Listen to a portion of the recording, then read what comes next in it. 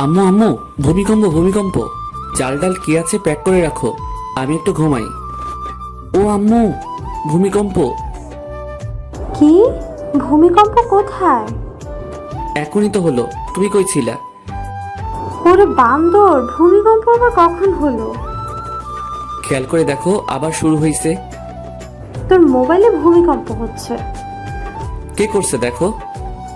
আমি কেন তোর ফোন রিসিভ করব? এত সাধু সাজতে হবে না, আমি জানি তুমি আমার মোবাইল সবসময় চেক করো। তাহলে আজকে রিসিভ করছো না কেন? ফোন রিসিভ করে কথা বলো, আমি ঘুমাই। সারা জীবন তো ঘুমাইলি, মানুষ তোর হইলি না। আম্মু, আমি কি মানুষ না? তুই দেখতে মানুষের মতো, কিন্তু মানুষ না। ওকে ওকে, বুঝতে পারছি কেন বাস খাচ্ছি। তুমি যাও, ঘুম থেকে উঠতেছি। হাই, আমি বান্দর থুক্কু। বাবা মার দেয়ার নাম আরফিন সুমন, আর সবাই ডাকে Romeo. So I am mister Romeo. আর যার সাথে কথা বলছিলাম উনি আমার আম্মু। সুখের সাগরে ঢেউ খেতে খেতে ঘুমাচ্ছি। হঠাৎ মনে হলো ভূমিকম্প হচ্ছে, কিন্তু না। পরক্ষণে আম্মু আবিষ্কার করলো ভূমিকম্প হচ্ছে না, আমার মোবাইলে সুনামি হচ্ছে। একটু শান্তিতে আলাপ করতে দিবে না আম্মুটা? আম্মুগুলো কেন যে এমন হয়, কিচ্ছু বুঝি না। এই গেল মোবাইল নিয়ে কথা বলতে, আবার কথা বলে চলেও আসছে। এই বান্দর, তাড়াতাড়ি রেডি হয়ে নে। তোর মামার সাথে একটা জায়গায় যাবি, তোর কাজের ব্যবস্থা করে দিব। আম্মু, তুমি কি সত্যি আমার আম্মু? কেন, কি হয়েছে? তুমি যদি আমার আম্মু হতে তাহলে বলতে, বাবা উঠে ফ্রেশ হয়ে নে, একটা জায়গায় যেতে হবে, তাড়াতাড়ি করে নাস্তা করে নে। বান্দর পোলা, বকবক না করে তাড়াতাড়ি রেডি হয়ে নে। উঠতেছি উঠতেছি, যাও তুমি। হুম। নাস্তা শেষ করে মিস্টার কাজল মামার সাথে বের হলাম, দেখি না কি হয়। কি কাজের ব্যবস্থা করলে একটু দেখি। 2 ঘন্টা পর একটা বিশাল বড় বাড়ির সামনে এসে দাঁড়ালাম। বাড়ির চারপাশে বাউন্ডারি করা, গোল্ডেন কালারের রং করা চারপাশে। ওই মিস্টার কাজল মামা, এখানে আমাদের কাজ কি? আমাদের না, শুধু তোর। আবার মানে? আমি কি করব এখানে? কাজ করবি, কিসের কাজ করব বলো?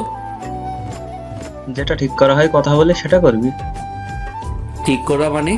আমি আগে থেকে বলে দিচ্ছি, আমি বাড়ির কেয়ারটেকারের কাজ করতে পারবো না বলে দিলাম। যদি রাজি থাকো তাহলে বাড়ির ভিতরে যাব, না হলে বাড়ির ভিতরে ঢুকবো না। তোর পাগল, চল ভেতরে যাই। আগে বলো তুমি রাজি কিনা। চল, আমি রাজি। আহ, কি সুন্দর বাড়ি। এমন যদি একটা শ্বশুর বাড়ি হতো তাহলে ঘর জামাই থাকতে আমি 2 পায়ে রাজি। বাড়ির সামনে দক্ষিণ পাশে সেই একটা বাগান, সব ধরনের ফুল আছে। মনে হয় যত ফুল জন্মায় বাংলার মাটিতে সব ফুলের গাছ এই বাড়িতে। বাড়ির ভিতরটা আরো সুন্দর, বাইরে থেকে অতটা বোঝা যায় না। বাড়িটা মাটির উপরে 2 তলা, মাটির নিচে পুরো 3 তলা। আমাদের বাড়ি থেকে 5 মিনিটের পথ সেখানেও একটা বাড়ি আছে, মাটির নিচে 3 তলা, মাটির উপরে 1 তলা। আরে ও রোমিও, বস তো, আর দেখা লাগবে না। আরে মামু, বাড়িটা তো আগে দেখতে দাও।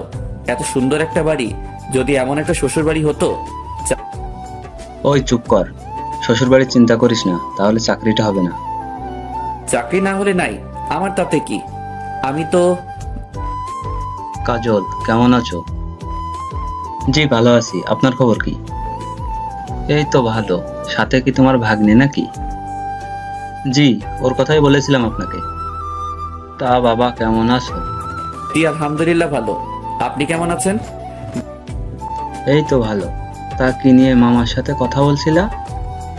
দেখেন না আঙ্কেল, আমি শুধু বলছি এমন একটা যদি শ্বশুরবাড়ি হতো আমার, তাহলে ঘর জামাই থাকতাম। আর মামা বলে শ্বশুরবাড়ি চিন্তা করলে চাকরি হবে না। বলেন তো আঙ্কেল, আমি কি ভুল বললাম? কাজল, ও তো কিছু ভুল বলে নাই। আমার কেউ বোঝে না। কাজের কথায় আসি, কি বলো? আঙ্কেল, আমার একটা কথা আছে। কি কথা? আমি বাড়ির কেয়ারটেকারের কাজ করতে পারবো না। ওই, তুই চুপ করবি? আমি তো চুপ করে আছি। রোমিও, বাবা তুমি কি কি কাজ করতে পারো? যেমন? গাড়ি চালাতে পারো? পারি। বাইক চালাতে? এটা কোনো ব্যাপার? তোমাকে একটা কাজ দিব, করতে পারবে? অবশ্যই পারবো, তবে। আর বলতে হবে না, আমি তোমাকে সে কাজ দিব না। তাহলে রাজি। তোমার কাজ হলো আমার মেয়ের বডিগার্ড হয়ে থাকা, সবসময় ওর পাশে থাকতে হবে, ওর যেন কোনো বিপদ না হয়, দেখবা। আপনি চিন্তা করবেন না, আমি সব সামলিয়ে নিতে পারবো। তাহলে বিকেলে চলে এসো, আর আসার সময় কিছু আনতে হবে না, সবকিছুর ব্যবস্থা আমি করে রাখবো। তাহলে এখন আসি আঙ্কেল, ভালো থাকবেন। বিকালে চলে আসবে কিন্তু। আসি। যাক, বাঁচা গেল। শেষ পর্যন্ত বাড়ির কেয়ারটেকার হতে হলো না, বডিগার্ড হলাম একটা মেয়ের। আমাকে বডিগার্ড হিসেবে পছন্দ না করার মতো কিছু নাই। দানবের মতো চেহারা, হ্যান্ডসাম, দেখতে সুন্দর, আর কি চাই বলেন? তবে পড়ালেখায় বাস, কিচ্ছু পারি না, তাই তো সব ছেড়ে দিয়ে বসে আছি। যাই হোক, মামার কারণে একটা কাজের ব্যবস্থা হলো। রমিও শুন, কাজটা ঠিক মতো করিস। আরে মামা, চিন্তা করো না, मैं हूं না। হিন্দি মারিস না, যেটা বলবে সেটা করবি। করব, কিন্তু উনিকে? অনেক বড় ব্যবসায়ী উনি, বেশিরভাগ সময় দেশের বাইরে থাকে, বলতে পারিস সব ব্যবসা দেশের বাইরে। তো এখানে কে কে থাকে? ওনার একমাত্র মেয়ে, ওনার বউ, ওনার ভাই, ভাইয়ের বউ, ছেলে মেয়েরা থাকে। ও, চলো বাড়িতে যাই। বিকেলে কি তুমি আসবে আমার সাথে? না। ওকে, চলো এবার। দুপুরে খেয়ে দিলাম ঘুম। 5টায় আম্মুর ডাকে ঘুম ভাঙলো। তারপর ফ্রেশ হয়ে 2 ঘন্টা পর আমার কর্মস্থলে পৌঁছালাম। বাড়িতে এসে কলিং বেল বাজাতে দরজা খুলে দিল একটা মহিলা। আসসালামু আলাইকুম আন্টি। ওয়ালাইকুম আসসালাম। তুমি মনে হয় রোমিও? জি আন্টি, আমি রোমিও। এসো বাবা, ভিতরে এসো। হুম। তুমি বসো, আমি নাস্তা নিয়ে আসি। আন্টি, নাস্তা লাগবে না। কেন বাবা? এটা তোমার নিজের বাড়ি মনে করে থাকবা। পারবো না। আমার মুখে মুখে কথা বলবা না। আমি তোমার মায়ের মতো, আমি যেটা বলবো সেটা করবা। ঠিক আছে। তুমি বসো, আমি আসছি। এই মা, কলিং বেলটা বাজতেছে। এতক্ষণ বাজলে কি অসুবিধা হতো? আন্টি দরজা খুলতো। এখন আমাকে খুলতে হবে। ধুর। দরজা খুলে দেখি একটা ছেলে দাঁড়িয়ে আছে সামনে। ছেলের চোখে তো কাজল থাকার কথা না। এই মা, কানে দেখছি 2টা পিরামিড বসানো। ও মা, ঠোঁট আবার গোলাপি লিপস্টিক, হাতে মেহেদি, মাথায় কিছু ঢুকছে না। এটা কি মেয়ে নাকি ছেলে সেটাই বুঝতে পারছি না। তাই উপর থেকে নিচে একবার চোখ বুলিয়ে নিয়ে শিওর হলাম এটা একটা শার্ট প্যান্ট পরা রমণী। কাকে চাই? বুঝো ঠেলা, একটা লাগিয়ে দিল ঠাস করে। আজব রমণী। দরজা বন্ধ করে পিছনে ঘুরে দেখি আন্টি হাসছেন। আমিও পড়ে গেলাম লজ্জায়। এখনো যার বডিগার্ড হিসেবে আমাকে নিয়োগ দেওয়া হলো তাকে দেখলাম না, অথচ একটা ঠাস করে খেয়ে ফেলছি। আন্টি, আপনি হাসছেন? আমি এখনো তাহারে দেখতে পেলাম না, যাহার জন্য বডিগার্ডের চাকরি পেলাম। এখন যার হাতে একটা খেয়েছো উনি সে। প্রথম দিনে একটা খেয়ে নিলাম, না জানি পরে কি হবে। ওকে কিন্তু তোমার সামলাতে হবে, পারবে তো? এই রোমিও পারে না এমন কোনো কাজ নেই আন্টি। চলো তোমার রুমটা দেখিয়ে দে। চলেন। আন্টি, একটা কথা বলবো? বলো বাবা। আমাকে অন্য রুম দিলে হয় না? যেমন? বাড়ির কাজের লোকেরা যে নর্মাল রুমে থাকে তেমন রুমে থাকতে দিলে খুশি হতাম। এখানে থাকলে সমস্যা কি? আন্টি, কুকুরের পেটে যেমন ঘি হজম হয় না, আমার কপালেও এমন রুম সহ্য হবে না, তাই নিচে দিলে ভালো হয়। কিন্তু তোমার আঙ্কেল তো বলে গেছে তোমাকে যেন এই রুমে থাকতে দেয়। আমি আঙ্কেলকে বুঝিয়ে বলবো, আপনি অন্য রুমের ব্যবস্থা করেন। ঠিক আছে, তুমি এসো। গরিবের ছেলে হয়ে এত বড় বাড়িতে কাজ করছি, সেটা অনেক বড় কিছু আমার কাছে। যেই রুমে আমাকে থাকতে দিতে বলছে আঙ্কেল, সেই রুমে আমাদের পুরো পরিবার থাকতে পারবে। এত কিছু সহ্য হবে না। বেশি আরামে থাকতে গেলে পরে সবকিছু হারাম হয়ে যাবে। কথায় কথায় আন্টির থেকে নামটাও জেনে নিলাম, সালমা আক্তার জলি। আমাকে যার জন্য নিয়োগ করা হয়েছে তার নাম সালমা আক্তার জলি। অনেক রাগী বদমেজাজি একটা মেয়ে। আন্টি, একটা কথা বলবো? বলো, তবে পরবর্তীতে অনুমতি চাইবে না। আচ্ছা, ওনাকে উপরে দিলেন কেন?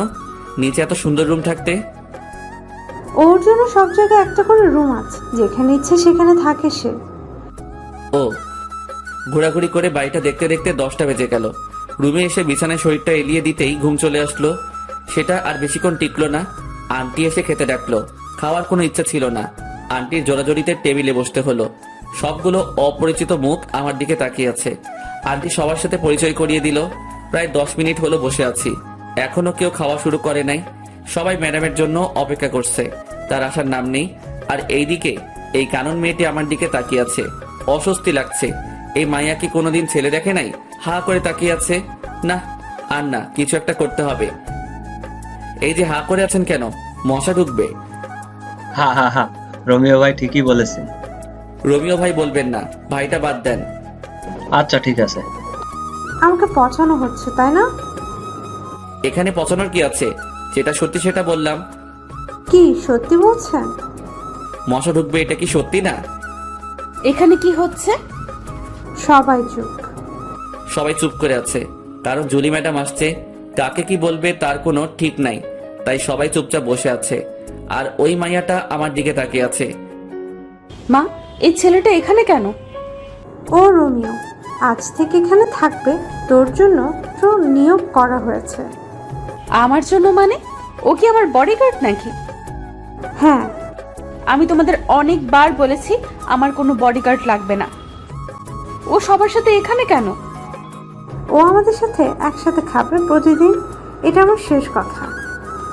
এটা যদি তোমার শেষ কথা হয় তাহলে এটাও শুনে রাখো, আমি তোমাদের সাথে বসবো না খেতে। আন্টি বাদ দেন, আমাকে নিয়ে আপনাদের মধ্যে অশান্তি হোক সেটা চাই না। আমার এমনিতে খেতে ইচ্ছে করছে না, আমি বরং রুমে যাই। আপনারা খাওয়া শুরু করেন। দরকার কি আমাকে নিয়ে মা মেয়ের সম্পর্কে ফাটল ধরানোর? তাই উঠে চলে আসলাম। এখন থেকেই বুঝতে পারছি এই মেয়ের বডিগার্ড থাকতে হলে আমাকে অনেক কিছু সহ্য করতে হবে। এসব ভাবতে ভাবতে কখন ঘুমিয়ে পড়েছি মনে নেই। সকাল 6টায় মোবাইলে কাউয়ার ডাকে ঘুম ভাঙলো। মোবাইলে অ্যালার্ম টোন দিছি, কাউয়ার ডাক। হা হা হা হা। উঠে শুরু করলাম দৌড়। দৌড়ানো শেষ করে আস্তে আস্তে অন্য ব্যায়াম শেষ করে 8টায় রুমে ঢুকলাম। রুমে ঢুকে দেখি কানন কি যেন খুঁজতেছে। এই যে কি খোঁজা হচ্ছে শুনি? না, কিচ্ছু না। তাহলে সকাল সকাল আমার রুমে কি? ইচ্ছে করছিল আপনাকে দেখতে। বাইরে থেকে যখন দেখলেন রুমে কেউ নেই, তাহলে ঢুকলেন কেন? এত কৈফিয়ত দিতে পারবো না, ইচ্ছে হলো তাই ঢুকছি। তাছাড়া এত জিম করে কি হবে? এমনি মেয়েরা লাইন ধরে থাকবে। আপনার কথা শেষ হলে আসতে পারেন, আমি চেঞ্জ করব। একটু পরে আবার ডিউটি শুরু হবে। চেঞ্জ করেন, কে বারণ করছে? আপনার সামনে করব নাকি? করলে ক্ষতি কি?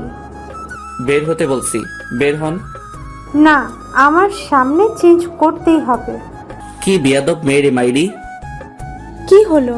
চেঞ্জ করেন। আন্টি, কাউকে ডাকতে হবে না, যাচ্ছি আমি, পরে আবার আসবো। এই বলে দৌড়ে চলে গেল। দেখলেন তো পাঠকগণ, কি লুইচ্চা বেয়াদব ফাজিল মাইয়া। ফ্রেশ হয়ে নাস্তা করে দাঁড়িয়ে আছি জুলি ম্যাডামকে নিয়ে। ভার্সিটিতে যেতে হবে, অনার্স প্রথম বর্ষে পড়ছে। ওনার সামনে আমি হাঁটছি, বাইরে গাড়ি রেডি করা আছে। গিয়ে দরজা খুলে দিলাম, ভিতরে ঢুকে বসে পড়লো। আমি আল্লাহর নাম নিয়ে গাড়ি চালানো শুরু করলাম। 35 মিনিট পর গাড়ি নিয়ে ভার্সিটির গেটে পৌঁছালাম। ম্যাডাম, গাড়ি কি ভিতরে নিয়ে যাব? তুই জানিস না। ম্যাডাম, আমাকে তো কিছু বলা হয়নি তাই। চুপ, তুই আমাকে কোনো প্রশ্ন করবি না, শুধুমাত্র উত্তর দিবি, না হলে তোরে বিদায় করে দেব। শালার অহংকার, এত অহংকার কি করে জন্ম নিল? সামান্য একটা কথা তো জানতে চাইছি, আর কিছু তো আর না, তার জন্য এমন করতে হবে নাকি? গাড়িটা ভিতরে ঢুকিয়ে একটা ছায়াময় গাছের নিচে রাখলাম। ম্যাডাম নেমে কয়েকটা মেয়ের সাথে ক্লাসে চলে গেল। আমি এখনো ভিতরে বসে আছি, একবারও নামতে হয়নি। কালকে পর্যন্ত ম্যাডামের অন্য একটা বডিগার্ড ছিল, আজ থেকে আমি হলাম। ও কেন চলে গেল জানি না। বসে বসে এইসব ভাবছি, তখনই দেখলাম ম্যাডামের সাথে মেয়েগুলো সহ ম্যাডাম আসছে। একটু সামনে আসতে কয়েকটা ছেলে গিয়ে পথ আগলে দাঁড়ালো। ম্যাডামকে দেখছি ভয় ভয় চোখে চারিদিকে তাকাচ্ছে। তখন মনে হলো, আরে আমাকে তো ওনার জন্য নিয়োগ দেওয়া হলো। তাড়াতাড়ি করে হাতে হকি স্টিকটা নিয়ে গাড়ি থেকে নেমে দিলাম দৌড়। আমাকে দেখা মাত্র ম্যাডাম ভয়ার্ত চেহারা চেঞ্জ হয়ে গেল, আর ছেলেগুলো তো ভার্সিটির গেটের দিকে দৌড় দিছে। ম্যাডাম, আপনি ঠিক আছেন তো? তোরে কি গাড়িতে বসে থাকার জন্য আমার বডিগার্ড করা হয়েছে? Sorry madam. ম্যাডাম ওনার বান্ধবীদের সাথে হাঁটছে। আমি এসে গাড়ির উপরে বসলাম আর ম্যাডামের দিকে লক্ষ্য রাখছি। মেয়েদের থেকে দূরে থাকতে বেশি ভালো লাগে। এখন তো পুরো একটা মেয়ের বডিগার্ড হয়ে গেলাম। তার সাথে সাথে হেঁটে তাকে গার্ড দেওয়ার থেকে এখান থেকে বসে দিচ্ছি। যত মেয়ে ঢুকছে গেট দিয়ে সবাই আমার দিকে তাকিয়ে আছে। আর কয়েকটা মেয়ে যে গাছটার নিচে গাড়ি দাঁড় করানো তার থেকে একটু দূরে বসে কি যেন বলছে আর তাকিয়ে আছে। এই মায়াগুলো কি কখনো ছেলে দেখে নাই? এমন ভাবে তাকিয়ে আছে মনে হচ্ছে কোনো এলিয়েন বসে আছি তাহাদের সামনে। ম্যাডামের অবস্থান দেখে নিলাম একবার। আমার দিকে সিংহের মতো, থুক্কু সিংহের মতো তাকিয়ে আছে। বুঝতে পারছি আজকে আমার খবর আছে। বাম পাশে তাকাতেই দেখি 4টা চোখ আমার দিকে তাকিয়ে তাকিয়ে সামনে যাচ্ছে। মানে চশমা পরা একটা মেয়ে যাচ্ছে আমার দিকে তাকিয়ে থাকতে থাকতে। ট্যালেন্ট আছে মাইরি, কি সুন্দর করে তাকিয়েছে। হাঁটতে হাঁটতে গিয়ে গাছের সাথে ধাক্কা খেলো। সবাই হেসে উঠলো যারা এটা লক্ষ্য করছে। আমার হাসা বারণ, তাই ইচ্ছা থাকা সত্ত্বেও হাসতে পারলাম না। বেচারির জন্য কষ্ট হচ্ছে। সবার সামনে পড়ে গেল, তাও আমাকে দেখতে দেখতে। প্রথম দিন শেষ হলো আরো নানা ধরনের কাহিনীর মাধ্যমে। বাড়িতে এসে ফ্রেশ হয়ে খেয়ে দিলাম একটা ঘুম। 6টায় উঠলাম ঘুম থেকে। আন্টি ডাক দিল ওনাদের সাথে আড্ডা দিতে। কেমন কাটলো প্রথম দিন? আর বলবেন না আন্টি, একটু হাসতে পারি নাই। কেন হাসতে পারেন নাই? বডিগার্ড তো তাই। কাহিনী কি সেটা বলেন। পুরো কাহিনীটা বললাম। সবাই হাসতে হাসতে শেষ। আন্টি আঙ্কেল কোথায়? উনি তো বিকালের ফ্লাইটে চলে গেছে। কেন? আন্টি আমাকে যদি কাজগুলো ভালোভাবে বুঝিয়ে দিতেন তাহলে ভালো হতো। কিছু বলে দিতে হবে না, তুমি সব সময় ওর পাশাপাশি থাকবে। ও যেখানে যাবে সেখানে যাবে। ও বারণ করার পরও তোমাকে তোমার দায়িত্ব পালন করতে হবে। আমার দায়িত্ব আমি যথাযথভাবে পালন করব। আমার মেয়েটার যেন কোনো ক্ষতি না হয়, তবে নিজের দিকেও খেয়াল রেখো। দোয়া করবেন আন্টি। কিছুক্ষণ আড্ডা দিয়ে বাইরে বের হলাম। নতুন এলাকা একটু রাতে ঘুরে দেখতে প্রায় 10টা বাজলো। বাড়িতে এসে কলিং বেল বাজানোর সাথে সাথে দরজা খুলে দিল কানন। কি মশাই, কোথায় ছিলেন? আপনাকে বলবো কেন? রমিও বাবা কি হলো, ভেতরে আসো। জি আন্টি আসছি। ফ্রেশ হয়ে খেতে বসলাম। ম্যাডাম আসছে না। আন্টির কাছে জানতে চাইলে আন্টি বলে ওনার জন্য খাবার পাঠিয়ে দেওয়া হয়েছে। খাওয়া শেষ করে ঘুম দিলাম। পরের দিন ঘুম থেকে উঠে প্রতিদিনের কাজগুলো শেষ করে নাস্তা করে বসে আছি। ম্যাডাম আসলে ভার্সিটির দিকে রওনা দিব। এই তো ম্যাডাম আসছে। গাড়ির দরজা খুলে দিলাম। ম্যাডাম ঢুকলো, সাথে আসছে কানন। দরজা বন্ধ করেন কেন? আমি যাব। আপনি কোথায় যাবেন? আরে আমার সেম ইয়ার। ও, দরজা খুলে দেন। আপনি নিজে খুলে ঢুকেন। জুলিকে বলবো নাকি? খুলে দিচ্ছি তো। শালার কপাল, কেন যে বডিগার্ডের চাকরি করছে আল্লাহ জানে। কখন যে ভার্সিটিতে এসে পড়ছি মনে করতে পারছি না। ম্যাডাম আর কানন নেমে চলে গেল। আজকেও দেখছি ছেলেগুলো পথ আগলে দাঁড়ালো। আজ এদের খবর আছে। স্টিকটা হাতে নিয়ে এগিয়ে গেলাম আর সব কয়টাকে ইচ্ছে মতো পিটালাম। তারপর একটা গাড়ি এসে ওদেরকে নিয়ে গেল। ম্যাডাম আর কানন আর কালকের মেয়েগুলো সবাই ক্লাসে চলে যায় আর আমি প্রিন্সিপালের রুমের দিকে পা বাড়ালাম। 30 মিনিট কথা বলার পর স্যার রাজি হলো। কথা বলছিলাম ম্যাডামের জন্য। ওনার বডিগার্ড হলাম মাত্র 2 দিন হলো। এর মধ্যে 2বার বিপদের মুখে পড়লো, তাই আর কোনো রিস্ক নিতে চাইলাম না। স্যারের সাথে কথা বলে অন্য সব স্যার ম্যাডামের সাথে আলোচনা করে সিদ্ধান্ত হলো যে ম্যাডামের সাথে ক্লাসে আমিও থাকবো। পরদিন ম্যাডাম আর কানন ক্লাসে যাওয়ার পর আমি গাড়িটা একটা গাছের নিচে রেখে ক্লাসরুমে প্রবেশ করলাম। সবাই তাকিয়ে আছে। আমার জন্য একটা চেয়ার রাখা আছে, ওটাতে গিয়ে বসলাম। সবাই পিছনে তাকিয়ে আছে। নিজেকে একটা এলিয়েন মনে হচ্ছে। ম্যাডাম রাগী দৃষ্টিতে তাকিয়ে আছে। স্যারকে আসতে দেখে একটু শান্তি পেলাম। পিছনে তাকিয়ে আছো কেন সবাই? ও জুলি আর কাননের বডিগার্ড, কোনো এলিয়ান না। আহ, স্যার আমার মুখের কথাটি বলে দিল। সবাই ক্লাস করছে। আমি সবাইকে তাকিয়ে তাকিয়ে দেখছি। দেখি কানন আমার দিকে বারবার তাকাচ্ছে। স্যার কি বলল? দুজনের বডিগার্ড নিয়োগ করা হয়েছে নাকি আমাকে? আজকে গিয়ে আন্টির কাছে জানতে চাইবো কার বডিগার্ড আমি। কাননের থেকে 2 জন পরে দেখি ফুলটসি। না, এটা তো ফুলটসি না, 4 চোখ। এমা, কালকের ওই মেয়েটি যে গাছের সাথে ধাক্কাকে পড়ে গেল, তাকিয়ে আছে দেখো। চোখ দুটো যেন সরছেই না। শালার কপাল, এভাবে যদি প্রতিদিন চলতে থাকে তাহলে আমারে কোন দিন কোন মাইয়া নিয়ে পালিয়ে যাবে তার কোনো ঠিক নাই। আজ থেকে কারো দিকে তাকাবো না। প্রথম ঘন্টা শেষ হতেই কানন লাফিয়ে লাফিয়ে আমার কাছে আসলো, সাথে আরো 4-5টা। এদের কারণে ম্যাডামকে দেখতে পারছি না। আপনি না খুব ভালো একটা কাজ করছেন, রুমে এসে পাহারা দিচ্ছেন। আমাকে যে দায়িত্ব দেওয়া হয়েছে সেটা তো পালন করতেই হবে। আমার জন্য একটা সুবিধা হলো সবসময় আপনাকে দেখতে পারবো। স্যার, ওর নাম ধরে ডাক দেওয়াতে বুঝতে পারলাম ওর নাম মীরা। ওই, এটা আমার জিনিস, নজর দিবি না। হচ্ছেটা কি? ও আমার। এই দাঁড়া সবাই, কি তোদের তোদের করছিস? ও আমার। এই, ও কারো না, ও শুধু আমার। বুঝো ঠেলা, কোন জঙ্গলে যাব? এই মাইয়াগুলো কি শুরু করছে আমাকে নিয়ে? আরে আমি মানুষ একজন, তোরা যদি একসাথে সবাই টানাটানি করিস আমি তাহলে কোথায় যাব? এই কি ভাবছো? তুমি শুধু আমার। আপনাদের এসব বাদ দিবেন। আমি এখানে এসেছি ম্যাডামকে পাহারা দিতে, আপনাদের সাথে প্রেম করতে না। দূরে গিয়ে মরেন। আর মিস কানন, আপনার নামে বাড়িতে বিচার দিব। ম্যাডাম আসাতেই সবাই যার যার সিটে চলে গেল। ম্যাডাম তো দেখে ছাত্রীদের থেকেও খারাপ, আসার পর থেকে তাকিয়ে আছে। যতবার না বইয়ের দিকে তাকাচ্ছে তার থেকে বেশি আমার দিকে তাকিয়ে আছে। মাওলা তুমি কোথায়? আমারে উঠাই নাও, আর কারো ক্রাশ হতে চাই না। ক্লাস শেষে বাড়িতে এসে ফ্রেশ হয়ে খেতে গেলাম, দেখে আন্টি বসে আছে। আন্টি, এখনো খাওয়া হয়নি আপনার? তোমার জন্য বসে আছি বাবা। আমার জন্য কেন বসে আছেন? আমি তো এই বাড়ির একজন কর্মচারী। তুমি এই বাড়ির কর্মচারী না, একজন সদস্য। নিজেকে কর্মচারী মনে করবে না। বাদ দেন এসব। এটা বলুন, আমাকে কার বডিগার্ড রাখা হয়েছে? দুজনের। দুজনের মানে? জুলি, কানন, দুজনের জন্যই রাখা হয়েছে। ও আচ্ছা। এক সপ্তাহ অনেক কষ্টে কাটালাম। ক্লাসে বসে গার্ড দেওয়া মনে হয় আর সম্ভব না। মায়াগুলোর জ্বালায় জীবনটা পুরো বাস হইয়া গেল। তাই কয়েকটা ছেলেকে ক্লাসের ভিতরে কি হচ্ছে জানার জন্য ঠিক করলাম। ওরা ক্লাসে ম্যাডামের কোনো বিপদ হলে আমাকে তা জানিয়ে দিবে। এভাবে চলছে আমার কাজ।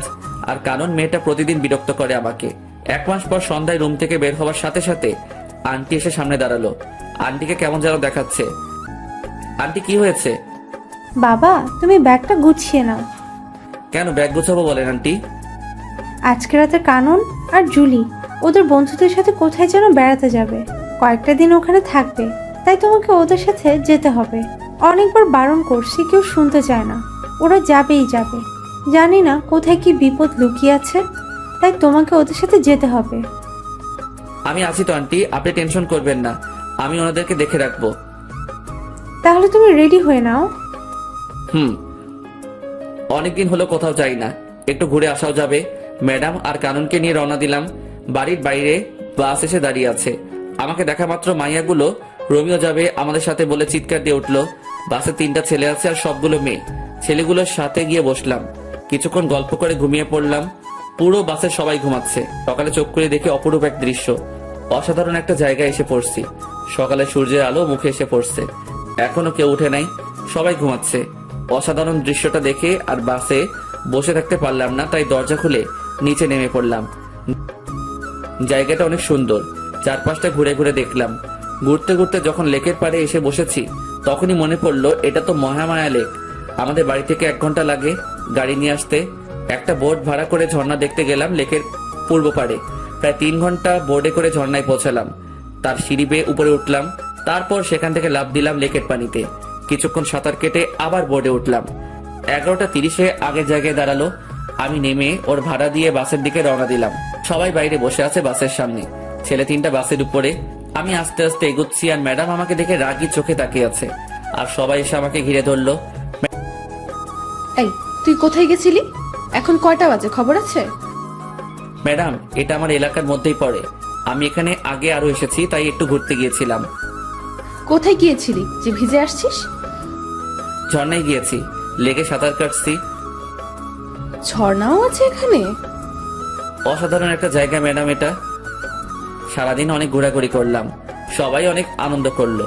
আমার খবর করে ছাড়লো মাইয়াগুলো। একটা এদিকে টানে আর একটা ওইদিকে টানে। শুধু সেলফি আর সেলফি। এই বলে সেলফি তুলবো, ও বলে সেলফি তুলবো। আমার জীবনটা শেষ করে দিবে এই মাইয়াগুলো। দুপুরে আমার পরিচিত একটা হোটেল থেকে খাবার এনে দুপুরে খেলাম সবাই মিলে। একটা জিনিস খারাপ লাগলো, সবাই অসাধারণ কাপড় পরে এসেছে আর ম্যাডাম জিন্স আর শার্ট পরে এসেছে, তাই খারাপ লাগলো। সন্ধ্যায় সবাই তাঁবু কাটানোর জন্য আলোচনা করছে। ম্যাডাম, এখানে রাতে থাকা যাবে না, ফিরে যেতে হবে। কেন, কি হয়েছে? এই জায়গাটা দিনে যতটা সুন্দর রাতে ততটা ভয়ঙ্কর। আমরা এত মানুষ, কোনো কিছু হবে না। আপনাদের যদি থাকতে মন চায় তাহলে আপনারা থাকতে পারেন, আমি থাকবো না। তুই এখানে থাকবি, কোথাও যেতে পারবি না। এখানে থাকা সম্ভব না, আমি থাকবো না, ব্যাস। কোথায় যাবি? আমি আমার বাড়িতে চলে যাব। তুই আমার বডিগার্ড, আমি যা বলবো তাই করবি। আমি এক্ষুনি আন্টির সাথে কথা বলবো।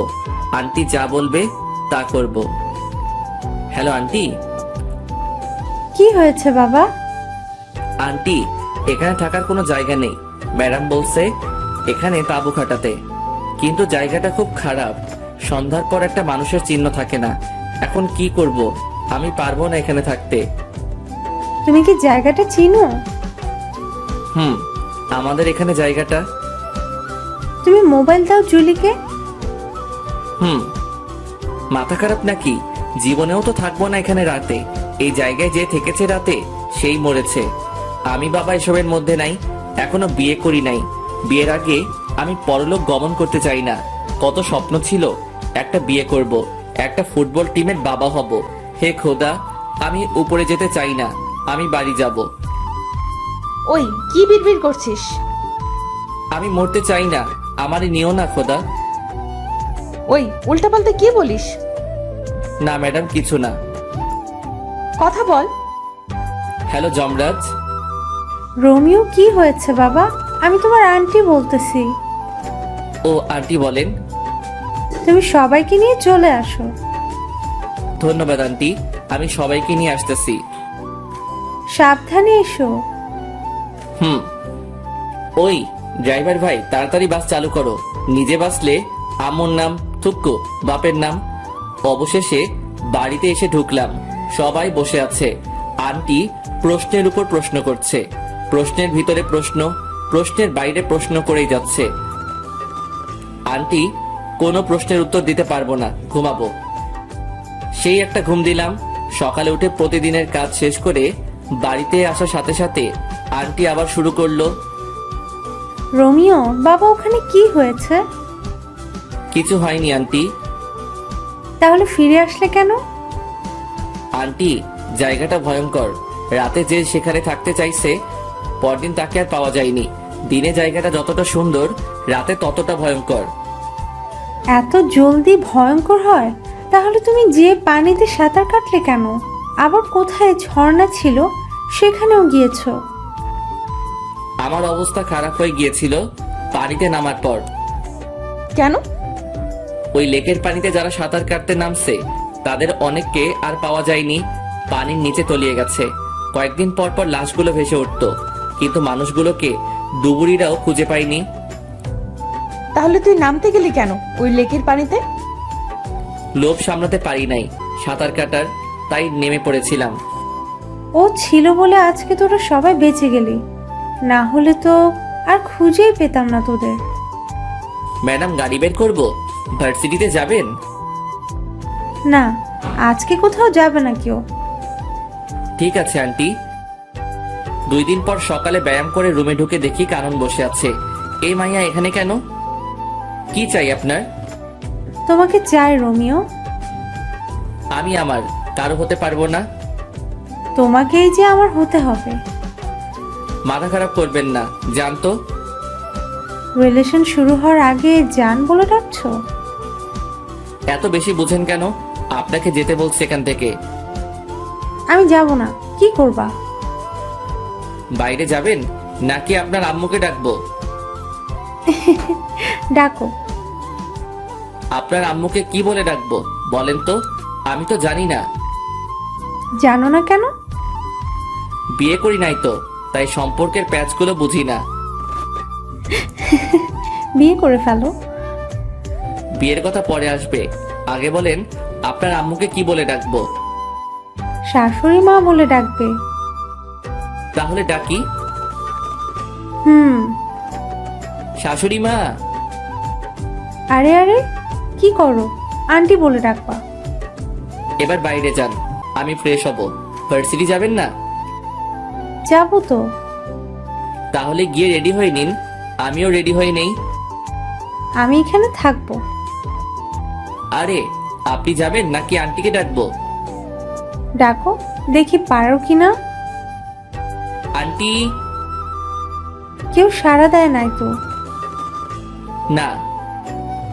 দিবেও না। কেন? সবাই তো উপরে। কি হয়েছে রোমিও? আন্টি ওনাকে নিয়ে যান, আমাকে রেডি হতে দিচ্ছে না। সব সময় এমন করে, ওনার নির্যাতন সহ্য করতে পারছি না। ওই কানন, বের হও বলছি। দেখে নিব তোমারে। আন্টি, উনি যদি আবার কোনো ফাইজলামি করে তাহলে কিন্তু আমি ওনার বডিগার্ড থাকতে পারবো না। ও যদি আবার এমন করে তাহলে ওর পড়ালেখা বন্ধ করে দিব। আন্টি এত কিছু করতে হবে না, আমি দেখবো। হুম। নাস্তা শেষ করে গাড়ির দরজা খুলে দিয়ে বসে আছি। ম্যাডাম আর কানন আসলে ভার্সিটির পথে রওনা দিব। প্রায় 10 মিনিট পর আসলো দুজনে। ম্যাডাম পিছনে উঠে বসে পড়লো, আর কানন ফৈন্নিটা আমার সাথে সামনে বসছে। আপনি এখানে কেন? পিছনে যান। যাব না, কি করবা? কি করব মানে? আমার ম্যাডাম বসছে পিছনে, আর আপনার সাহস কি করে হয় আমার সাথে বসার? ওই চুপচাপ গাড়ি চালাও, বেশি কথা বলবা না। আজ থেকে আমি এইখানে বসবো। তাহলে আমি গাড়ি চালাবো না, ড্রাইভার গাড়ি চালাবে, আর আমি আপনি যে সিটে বসছেন ওইটাতে বসবো। তোমার ভাব বেশি, তাই না? এত সুন্দরী একটা মেয়ে পাশে বসলে ছেলেরা হিরো হয়ে যায়, আর তুমি ভাব দেখাচ্ছ। আপনি সুন্দর? কে বলছে? আপনাকে মনে হয় কোনো অন্ধ ব্যক্তি সুন্দর বলছে। এই বান্দর পোলা, কথা ঠিক করে বলো। যাক বাচ্চা গেল। পিছনের সিটে গিয়ে বসছে। পিছনে তাকিয়ে দেখি ম্যাডাম হাসতে হাসতে সিটে শুয়ে পড়ছে। আমি গাড়িটা স্টার্ট করলাম। জানি কানন আমাকে ভালোবাসতে শুরু করছে। যে সম্পর্কের ভবিষ্যৎ নেই, সেই সম্পর্কের কোনো মূল্য নেই আমার কাছে। তাই বাদ সবকিছু। ক্লাসরুমে গিয়ে বসছি আমার সিটে, যেটা আমার জন্য রাখা হয়েছে। ঠিক তখনই গুলু চার চোখটা এসে শুরু করলো। এই, তুমি অন্য মেয়েদের দিকে তাকাও কেন? শুধু আমার দিকে তাকিয়ে থাকবে। জানো, তোমাকে দেখার জন্য প্রতিদিন আমি অপেক্ষা করি। প্রথম যেদিন তোমাকে দেখছি সেদিন তো গাছের সাথে ধাক্কাও খেলাম। জানো, প্রথমে একটু ব্যথা লাগলো, যখন দেখলাম সবাই হাসছে, তুমি হাসছো না, তখন আমার সব ব্যথা কোথায় যেন চলে গেল। এই, হাঁ করে আছো কেন? তারপর কি হলো? তারপর আর কিছু নাই। তুমি শুধু আমার। তোমার জন্য আমি সারা জীবন অপেক্ষা করতে পারবো রোমিও। আমিও অপেক্ষা করতে পারবো, শুধু তুই না। আমি তোমার জন্য মরতেও রাজি রোমিও। শালার কপাল, এই মাইয়াগুলো আমারে জ্বালিয়ে মারবে দেখছি। দুই একজনের নাম জানি, আর কারো নামটাও জানি না। সবাই প্রপোজ করতেছে, শুধু ম্যাডাম ছাড়া। ওই সবাই দূরে গিয়ে মর। ও আমার বডিগার্ড। বডিগার্ড মানে বুঝিস তো, ও আমার পুরো বডি সুরক্ষিত রাখবে, তাই ও শুধুই আমার। শুরু হলো আমারে নিয়ে টানাটানি। কোথায় যাব আমি? ইয়া মাবুদ, এই মাইয়াগুলোর বিয়ে হয় না কেন? কানা বোবা যে কারোর সাথে ওদের বিয়ে দিয়ে দাও, তবুও আমার মুক্তি দাও খোদা। এই ভাই, আপনাদের ক্লাসের মাইয়াগুলো এত লুইচ্ছা কেন? সবাই একটা ছেলের পিছনে পড়ে আছে, কিছু বলতে পারছেন না আপনারা? আমি চলে যাচ্ছি, আপনারা সামলান এদেরকে। বাপরে বাপ, অসহ্য। ক্লাস থেকে বের হয়ে গাড়িতে বসলাম। এটা সেটা করে সময় কাটিয়ে দিলাম। ক্লাস শেষে বাড়িতে আসলাম। আঙ্কেল এসেছে, যাক একটু বসে কথা বলা যাবে। কেমন আছো রোমিও? জি স্যার, ভালো। স্যার বলবা না, আঙ্কেল বলবা। আমি আপনার এখানে কাজ করি, আপনি আমার স্যার। তুমি আমার ছেলের মতো, তুমি আঙ্কেল বলে ডাকবে। আচ্ছা ঠিক আছে। আপনি কেমন আছেন বলেন? এই তো আলহামদুলিল্লাহ। তোমার সময় কেমন কাটছে? প্যারাময় জীবন কাটাচ্ছি। কিছু বললা? না আঙ্কেল, কিছু বলি নাই। যাও ফ্রেশ হয়ে এসো, একসাথে খাবো। ফ্রেশ হয়ে খেতে গেলাম। সবাই বসে আছে, একটা চেয়ার খালি আছে, তাও ম্যাডামের পাশে। না, ওটাতে বসা যাবে না, এমনিতেই রেগে আছে আমাকে এখানে দেখে। আবার যদি পাশে বসি তাহলে তো খবর আছে। রোমিও দাঁড়িয়ে আছো কেন? বসো। আরে রোমিও ভাই বসো, আমরা সবাই বসে আছি তো। না, আমি এখানে ঠিক আছি। রোমিও বসবে কি করে? জুলি তো একটাই বসছে, আরেকটাতে পা দিয়ে আছে। আন্টি, আমি এখানে ঠিক আছি তো? না, কিছু ঠিক নেই, তুমি এখানে বসবে। জুলি, পা নামিয়ে বসো। আন্টি, আমি এখানে বসবো না। তাছাড়া আমি একজন কর্মচারী, আমাকে মালিকদের সাথে বসে খাওয়া মানায় না।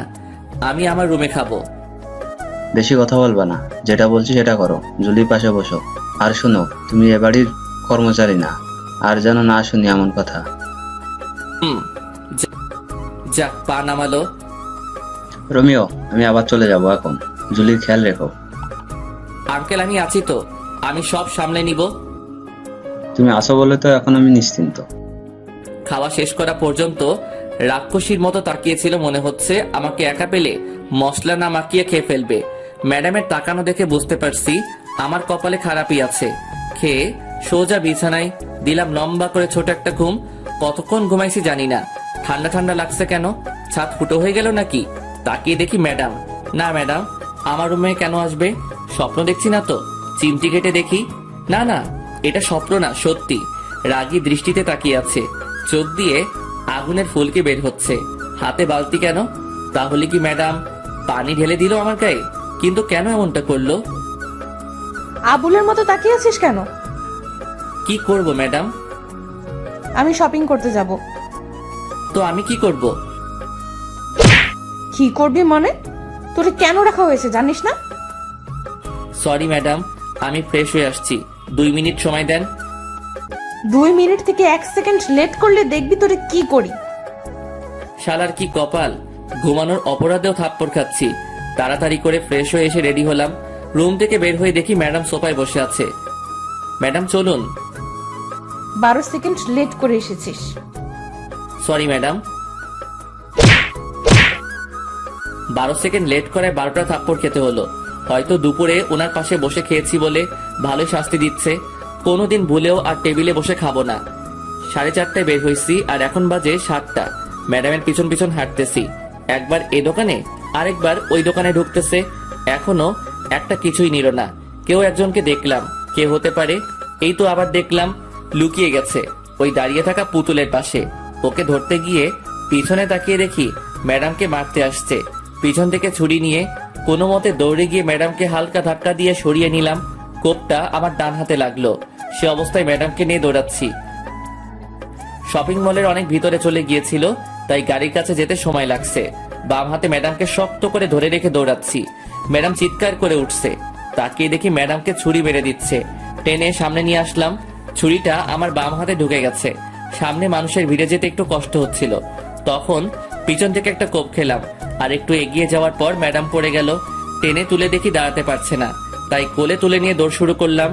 একটু দৌড়ানোর পর আর পারছি না কোলে তুলে রাখতে, তাই পিঠে নিয়ে দিলাম দৌড়। কোনো মতে গাড়ির দরজা খুলে ম্যাডামকে ঢুকিয়ে দিলাম। তখন খেয়াল করলাম ম্যাডামের দিকে। ম্যাডাম আজকে কালো জিন্সের সাথে সাদা একটা শার্ট পরছিল। শার্টটা পুরো লাল হয়ে গেছে রক্তে। তাহলে কি আমি ম্যাডামকে রক্ষা করতে পারলাম না? গাড়ির দরজা লাগিয়ে দিয়ে গাড়ি চালাচ্ছি। গাড়িটা চালাতে খুব কষ্ট হচ্ছে, হাতে ব্যথা করছে, রক্ত ঝরে সবকিছু লাল হয়ে যাচ্ছে। অবশেষে বাড়িতে ঢুকলাম, গাড়ি দাঁড় করিয়ে দরজা খুলে দিলাম ম্যাডামকে। ম্যাডাম নেমে আসতে পারছে না, কোলে নিয়ে নিলাম ম্যাডামকে। তারপর দরজার সামনে গিয়ে কলিং বেল চাপ দিলাম। আন্টি দরজা খুলে আমাদের দুজনের গায়ে রক্ত দেখে কেঁদে দিছে। আন্টির কান্না শুনে কানন, হাসিব, আন্টি ও বাড়ির অন্য কর্মচারীরা ছুটে এসেছে। ম্যাডামকে সোফায় বসিয়ে দিলাম। আন্টি শুধু প্রশ্ন করেই যাচ্ছে, কি হয়েছে, কে করেছে ইত্যাদি আরো। আমার কোনো খবর নেই। আমি ম্যাডামের দিকে তাকিয়ে আছি। একটা কথা শুধু মাথায় ঘুরছে, তখন আমি কিসের বডিগার্ড হলাম? আমি আমার ম্যাডামকে রক্ষা করতে পারি নাই। আমি কি করছি এটা? হঠাৎ করে আমি নিচে পড়ে যাই, আর কোনো কিছু মনে নাই আমার। কখন জ্ঞান ফিরলো জানি না। জ্ঞান ফেরার পর দেখি সবাই আমার দিকে তাকিয়ে আছে। আমি হাত দুইটা নাড়াতে পারছি না একটুও। এই তো জ্ঞান ফিরেছে, আমাকে এবার যেতে হবে, রাত তো অনেক হয়েছে। আন্টি ম্যাডাম কোথায়? উনি ঠিক আছে তো? তুমি এখন একটা কথাও বলবা না, আগে সুস্থ হও। আর তোমার ম্যাডামের কিছু হয়নি, ও ঠিক আছে। রোমিও কি হয়েছিল? তুই যা তো, ও কি এখন কথা বলার মতো অবস্থায় আছে? কানন যা তো, ওর জন্য স্যুপ নিয়ে আয়। যাচ্ছি। আন্টি আম্মু আব্বু কি কিছু জানে? না, এখনো জানাইনি। তোমার আঙ্কেলকেও জানাইনি। তুমি বললে জানাবো। না, জানানোর দরকার নাই। তুমি সুস্থ হও, তারপর জানাবো। না, কোনোদিন জানাবেন না। আচ্ছা ঠিক আছে, জানাবো না। জেঠিমা স্যুপ নাও। আন্টি ম্যাডাম কেমন আছে? ম্যাডামের কি হয়েছে? ম্যাডাম ঠিক আছে তো? আরে বাবা, তোমার ম্যাডাম ঠিক আছে। আমি ম্যাডামের গায়ে রক্ত দেখছি। বলেন ম্যাডামের কি হয়েছে? কিছু হয়নি তো, পায়ে একটু ব্যথা পেয়েছিল। আর এতক্ষণ তো এখানে ছিল জুলি। তোমার জ্ঞান ফেরার আগে ঘুমাতে গেল। এবার স্যুপটা খেয়ে নাও। আমি স্যুপ তো খাই না আন্টি। না খেলে তোমাকে ওষুধ খাওয়াবো কি করে? ওষুধ খাবো না। খাবে না মানে কি? তোমাকে খেতে হবে। আমি স্যুপ খাই না। খাও না তো কি হয়েছে, এখন থেকে খেতে হবে। তাহলে ওকে খাওয়াবো কি করে?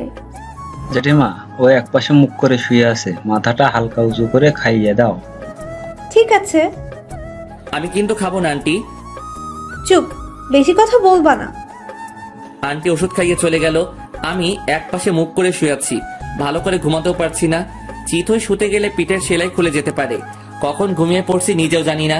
সকাল সকাল হালকা ব্যথা লাগছে, মনে হচ্ছে কে যেন আমাকে হালকা ধাক্কা দিয়ে এক পাশে করছে, কিন্তু কে করছে সেটাই দেখতে পাচ্ছি না। 9টার দিকে ঘুম ভাঙলো, কানন এসে শুরু করলো বকবক। এই মাইয়ার জন্য শান্তি কোনোদিনও হবে না। একজন মানুষ কিভাবে এত বকবক করতে পারে? ব্রাশ করিয়ে দিয়ে কানন চলে গেল। এখনো ম্যাডামকে একবারও দেখতে পাইনি। ম্যাডামকে একবার দেখলে শান্তি লাগতো। নিজের চোখে যতক্ষণ না দেখবো ম্যাডাম সুস্থ আছে, ততক্ষণ শান্তি পাবো না। রোমিও কেমন আছো? এই তো একটু ভালো আছে। ব্যথা করছে সেলাইতে? ব্যথা তো করছে। তা তো করবে, 3টে কোক খেয়েছো। আচ্ছা কি হয়েছিল বলো তো? ম্যাডাম বলল শপিং করতে যাবে, তাই নিয়ে গেলাম।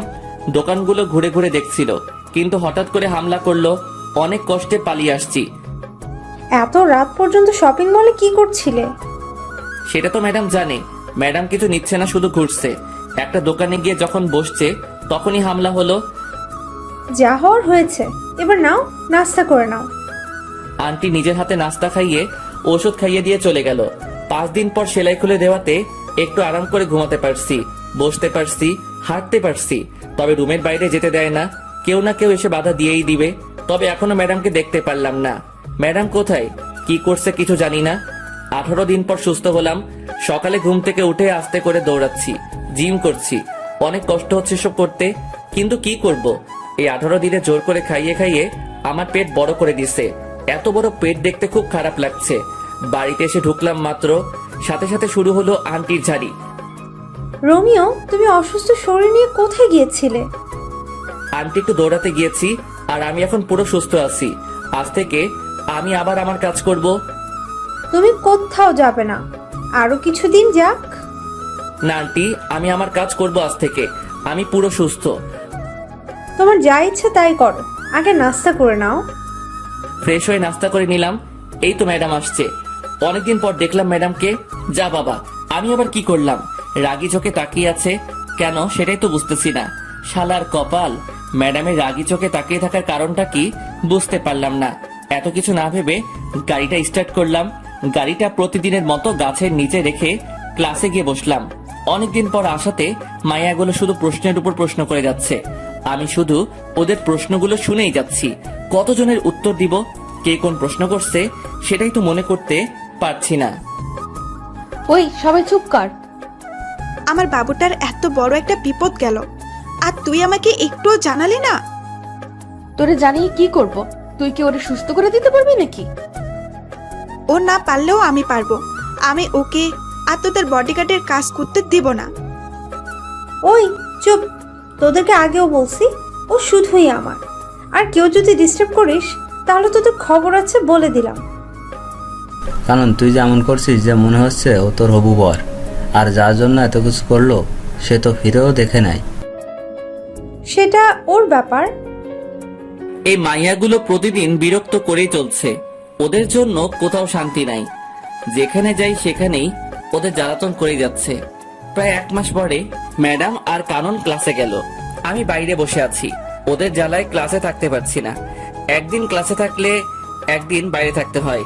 গাড়িতে বসেছিলাম, কেন যেন গাড়ি থেকে মাথা বের করে পিছনে তাকালাম। তখনই দেখলাম 2 মাস আগে যে ছেলেদের মারছি ওরা আসছে। ওদের সাথে আরো অনেকে আসছে। গাড়িটা জোরে চালিয়ে সিঁড়ির সামনে নিয়ে গেলাম। দরজা খুলে রেখে তাড়াতাড়ি দৌড়ে একতলায় ম্যাডামদের রুমে গেলাম। সবাই আমাকে দেখে তাকিয়ে আছে। দৌড়ে আসাতে হাঁপাচ্ছি তাই। কি হয়েছে রোমিও, এমন করছো কেন? তাড়াতাড়ি চলেন। আরে কোথাও যাব সেটা তো বলবে। এত সময় হাতে নেই। ম্যাডাম আর কারণের হাত ধরে দৌড় দিলাম। ওদেরকে উপরে আসতে দেখে অন্যদিকে গিয়ে অন্য সিঁড়ি দিয়ে নেমে পড়লাম। তারপর গাড়িটা চালানো শুরু করলাম। ওরাও গাড়ি নিয়ে তাড়া করলো, কিন্তু ধরতে পারে নাই। তাই এবার আর কোনো বিপদ হলো না। ওরার উপর কেন এত হামলা হচ্ছে সেটাই বুঝতে পারছি না। কি চাই ওরা, কিছুই তো বুঝলাম না। বাড়িতে এসে দেখে আঙ্কেল এসেছে। আসসালামু আলাইকুম আঙ্কেল। ওয়ালাইকুম আসসালাম। বাবা কেমন আছো? এই তো আঙ্কেল, আপনাদের দোয়ায় ভালো আছি। আপনি কেমন আছেন? আমিও ভালো আছি। তা তোমার কাজ কাম কেমন চলছে? জি ভালো। ভালোভাবে করো আর নিজের খেয়াল রেখো। আঙ্কেল একটা কথা বলার ছিল। কি বলবা বলো। না আঙ্কেল কিছু না। কে হামলা করে ম্যাডামের উপর সেটা জানতে চাইছিলাম। এটা জানতে চেয়ে যদি পরে কিছুদিন আগে ঘটে যাওয়া বিষয়টা যদি সামনে চলে আসে, থাক বাবা, কেঁচো খুঁজতে গিয়ে সাপ বের করার কোনো ইচ্ছে নেই। রোমিও কি ভাবছো? কিছু না আঙ্কেল। তোমার দুই হাতে কাটার দাগ কেন? আগে তো কোনোদিন দেখি নাই। আঙ্কেল তেমন কিছু না, পড়ে গিয়ে কেটে গেছে। তুমি কি আমাকে বোকা পাইছো? আমি দেখেছি অনেকটা কেটেছে। এটা পড়ে গিয়ে হয়নি। কি হয়েছে বলো তো। আঙ্কেল কিছু না, ফ্রেশ হয়ে আসি আমি। সত্যি করে বলো কি হয়েছে। আমি বলছি কি হয়েছে। Aunty please. রোমিও চুপ করো, আমাকে আজকে বলতে হবে। আন্টি কোনো কথা বলবা না রোমিও, আমাকে বলতে দাও। আর আজকেও যে হামলা করতে চেয়েছিল রোমিওর জন্য পারে নাই, ও দুজনকে নিয়ে পালিয়ে আসছে। আন্টি সবটাই যখন বলে দিলেন তাহলে এটা বলেন এসবের পিছনে কে আছে। বাবা, আমাদের চারিদিকে অনেক শত্রু, ওরা এসব করেছে। আঙ্কেল আমি ফ্রেশ হয়ে আসি। যাও, আমি অপেক্ষা করছি। আঙ্কেল আপনারা খেয়ে নিন, আমি খাবো না। কেন বাবা? আমার খেতে ইচ্ছে করছে না, আমি ঘুমাবো একটু। আপনারা খেয়ে নিন। কি আর করা, তবে রাতে একসাথে খাবো। সেটা তখন দেখা যাবে।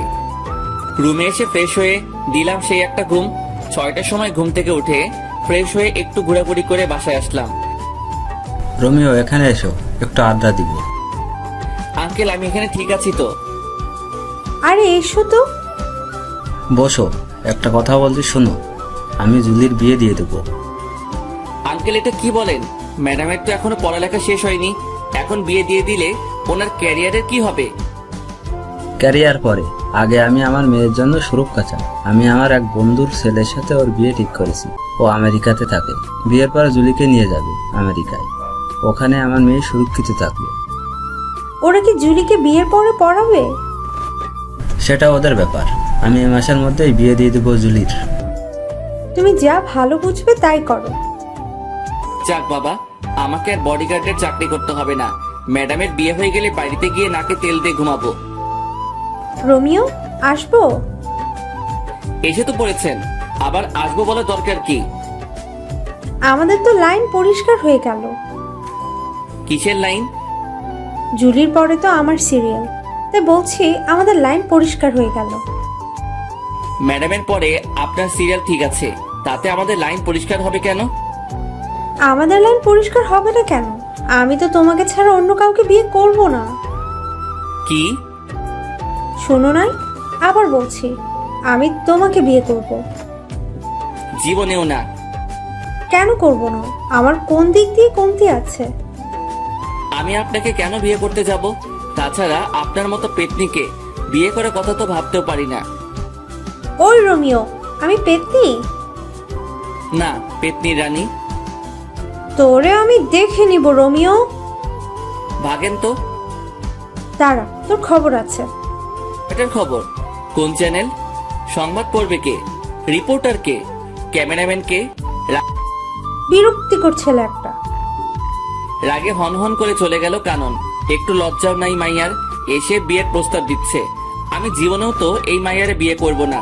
আমি গরিবের সন্তান, গরিবের কোনো মেয়েকে বিয়ে করব সেটাই ভালো আমার জন্য। আমি বাবা এসব বড় লোকের মেয়ের পিছনে নেই, এমনিতে বিন্দাস আছি। রাতে আঙ্কেল এসে ডেকে গেল খেতে, ইচ্ছে না থাকা সত্ত্বেও যেতে হলো। গিয়ে দেখি সবাই আমার জন্য বসে আছে, ম্যাডামকেও দেখতেছি। ওই দিন একসাথে বসে খাবার খাওয়ার অপরাধে ঘুমাতে দিল না, সাথে 12টা থাপ্পড় দিল। ভুলেও তো সবার সাথে বসে খাবো না, এমনিতে প্রতিদিন সবার সাথে খেতে হয়। আঙ্কেল থাকে না আর ম্যাডাম নিচে আসবে না, তাই ম্যাডামের জন্য খাবার পাঠিয়ে দেওয়া হতো উপরে। রোমিও কি ভাবছো? বসো। না আঙ্কেল আমি ঠিক আছি। ঠিক আছো মানে কি? বসতে বলছি বসো। আঙ্কেল আমি বসবো না, আমার খাবারটা আমাকে দিয়ে দিন, আমি সোফায় বসে খেয়ে নেই। আমাদের সাথে বসতে কোনো সমস্যা? আঙ্কেল সমস্যা কিছু না, এমনিতেই ইচ্ছে করছে না। আচ্ছা ঠিক আছে, তুমি সোফায় বসো। একটু পরে রোমিও, জুলির বিয়ের সবকিছুর দায়িত্ব কিন্তু তোমার। আঙ্কেল আমার মনে হয় না আমি পারবো কিছু করতে, আমাকে ছেড়ে দিন। রোমিও, তুমি পারবে। আমাদের বিশ্বাস তুমি সবটা সামলে নিতে পারবে। আমার কিন্তু তা মনে হয় না আন্টি, আমাকে মাফ করবেন। কোনো কথা শুনতে চায় না, তোমাকে সবকিছু করতে হবে। যদি কোনো কিছু ভুল হয় তখন কিন্তু আমি দায়ী না। ঠিক আছে। তাহলে দায়িত্ব নিয়ে নিলাম, তবে একটা শর্ত আছে। আবার কি শর্ত? ম্যাডামের বিয়ের পর কিন্তু আমি চলে যাব। ম্যাডামের বিয়ে হয়ে গেলে তো আমার আর কোনো কাজ নেই এখানে। সেটা তখন দেখা যাবে। কিন্তু বিয়েটা কবে আঙ্কেল? সোমবার। হাতে মাত্র সময় 2 দিন। 2 দিনে এত কিছু করব কি করে? তোমার যেভাবে ইচ্ছা সেভাবে করবে। যত টাকা লাগবে আমি দিব, তুমি শুধু আয়োজন করো। চেষ্টা করব। কথা বলতে বলতে খাওয়া শেষ করে ম্যাডামের দিকে তাকিয়ে দেখি চোখ দুটি বড় বড় করে তাকিয়ে আছে। হাতের কাছে পেলে আমাকে মনে হয় কাঁচা খেয়ে ফেলবে। কি মেয়ে রে বাবা, বিয়ে কি আমি ঠিক করছি নাকি? আমি কি বলছি আঙ্কেলকে যে ম্যাডামকে বিয়ে দিয়ে দিতে? এসব তো ম্যাডামের বাবা মানে আঙ্কেল করছে ম্যাডামের জন্য। তাহলে উনি কেন এমন সিংহীর মতো তাকিয়ে আছে? বিয়ে করার ইচ্ছা না থাকলে বলে দিতে পারছে না? ওইদিকে তাকিয়ে দেখি কানন চোখ দাঁত কেলাচ্ছে। এই মাইয়ার কোনো কিছুই মাথায় ঢুকে না, বড়ই আজীব এক জন্তু। যতটুকু পেরেছি ততটুকু করছি, এর বাইরে কিছু করা সম্ভব না। এত কম সময়ের মধ্যে যে এত কিছু করতে পেরেছি সেটাই বা কম কিসের? যাক, আর বডিগার্ডের কাজ করতে হবে না। আজকে গায়ে হলুদ, কালকে ম্যাডামের বিয়ে। কি আনন্দ আকাশে বাতাসে। আর পারি না, ম্যাডামকে হলুদ লাগাতে ব্যস্ত সবাই, আর আমি আমার কাজ নিয়ে আছি। কিছুক্ষণ পর কানন সহ একদল রমণী আমার দিকে সারের মতো তেড়ে আসছে। প্রথমে মনে হলো এমনি হলুদ ছোঁয়াছুঁই করার জন্য দৌড়াচ্ছে। পরক্ষণে খেয়াল করে দেখলাম রমণীদের নজর খারাপ, সবার নজর আমার উপর। তার মানে ওরা আমাকে হলুদ লাগাতে আসছে। দৌড়া রোমিও দৌড়া। দৌড়াতে দৌড়াতে গিয়ে খাটের নিচে লুকালাম, তবু বাঁচতে পারলাম না। আন্টি আমাকে লুকাতে দেখে গিয়েছে। কানন জানতে চাওয়ার সাথে সাথে বলে দিছে। হলুদের অনুষ্ঠান শেষ হয়ে যাওয়ার পর গিয়ে শুয়ে পড়লাম। আজকের থেকে কালকে কাজের চাপটা একটু বেশি, একটু না অনেক বেশি থাকবে। ঘুম থেকে উঠে ফ্রেশ হয়ে নাস্তা করে কাজের তদারকি শুরু করতে হলো। এদিকে কাজের তদারকি করছি, আবার ম্যাডামের বডিগার্ডের কাজও করছি। বলা যায় না কখন কে অ্যাটাক করতে পারে। দেখতে দেখতে 2টা বাজলো। বর আসার কোনো খবরই নেই। আঙ্কেল ফোন দিয়ে যাচ্ছে 2টার পর থেকে, কিন্তু কেউ ফোন তুলছে না। অবশেষে বিকাল 4টায় ফোন তুলে জানায় যার সাথে বিয়ে হওয়ার কথা সে 2 বছর আগে বিয়ে করে ফেলছে। আঙ্কেল অনেকক্ষণ কি নিয়ে যেন ভাবলো। প্রায় 15 মিনিট পর এসে আমাকে ডেকে রুমে নিয়ে গেল। রোমিও, তুমি বাবা আমার মেয়েটাকে বিয়ে করো। কিভাবে সম্ভব আঙ্কেল? তুমি চাইলে সম্ভব। আঙ্কেল আমি আপনার সব কথা মানতে পারবো, কিন্তু বিয়েটা করতে পারবো না। কিন্তু কেন? আঙ্কেল আমি এখন ম্যাডামকে বিয়ে করলে খাওয়াবো কি, রাখবো কোথায়? তাছাড়া আমি গরিবের সন্তান। আমার সাথে যদি ম্যাডামের বিয়ে দেওয়া হয় তাহলে আপনার মান সম্মান কোথায় গিয়ে দাঁড়াবে আপনি ভেবে দেখুন। আমি তো আমার মেয়ের ভালো চাই। ও তোমার কাছে থাকলে ভালো থাকবে, সুরক্ষিত থাকবে। কিন্তু কোনো কিন্তু না, তুমি গিয়ে রেডি হয়ে এসো, আমি এখানে আসি। অবশেষে আমি বিয়ের পিড়িতে। আঙ্কেল নিজে হাত ধরে নিয়ে গিয়ে ম্যাডামের পাশে বসিয়ে দিল। আমি জানি আমাকে বিয়ের পোশাকে দেখে অনেক মেয়ের কষ্ট হচ্ছে, কিন্তু আমার তো কিছু করার নেই। আব্বু আম্মুকে দেখলাম অনেক খুশি। আঙ্কেল অনেকক্ষণ কথা বললো দুজনের সাথে, কি বলছে কে জানে। ম্যাডামের পাশে বসার পর প্রথমে চোখ পড়লো কাননের দিকে। মেয়েটির চোখ দিয়ে পানি পড়ছে। আমি জানি যে ও আমাকে সত্যি অনেক ভালোবাসে, কিন্তু কি থেকে কি হয়ে গেল।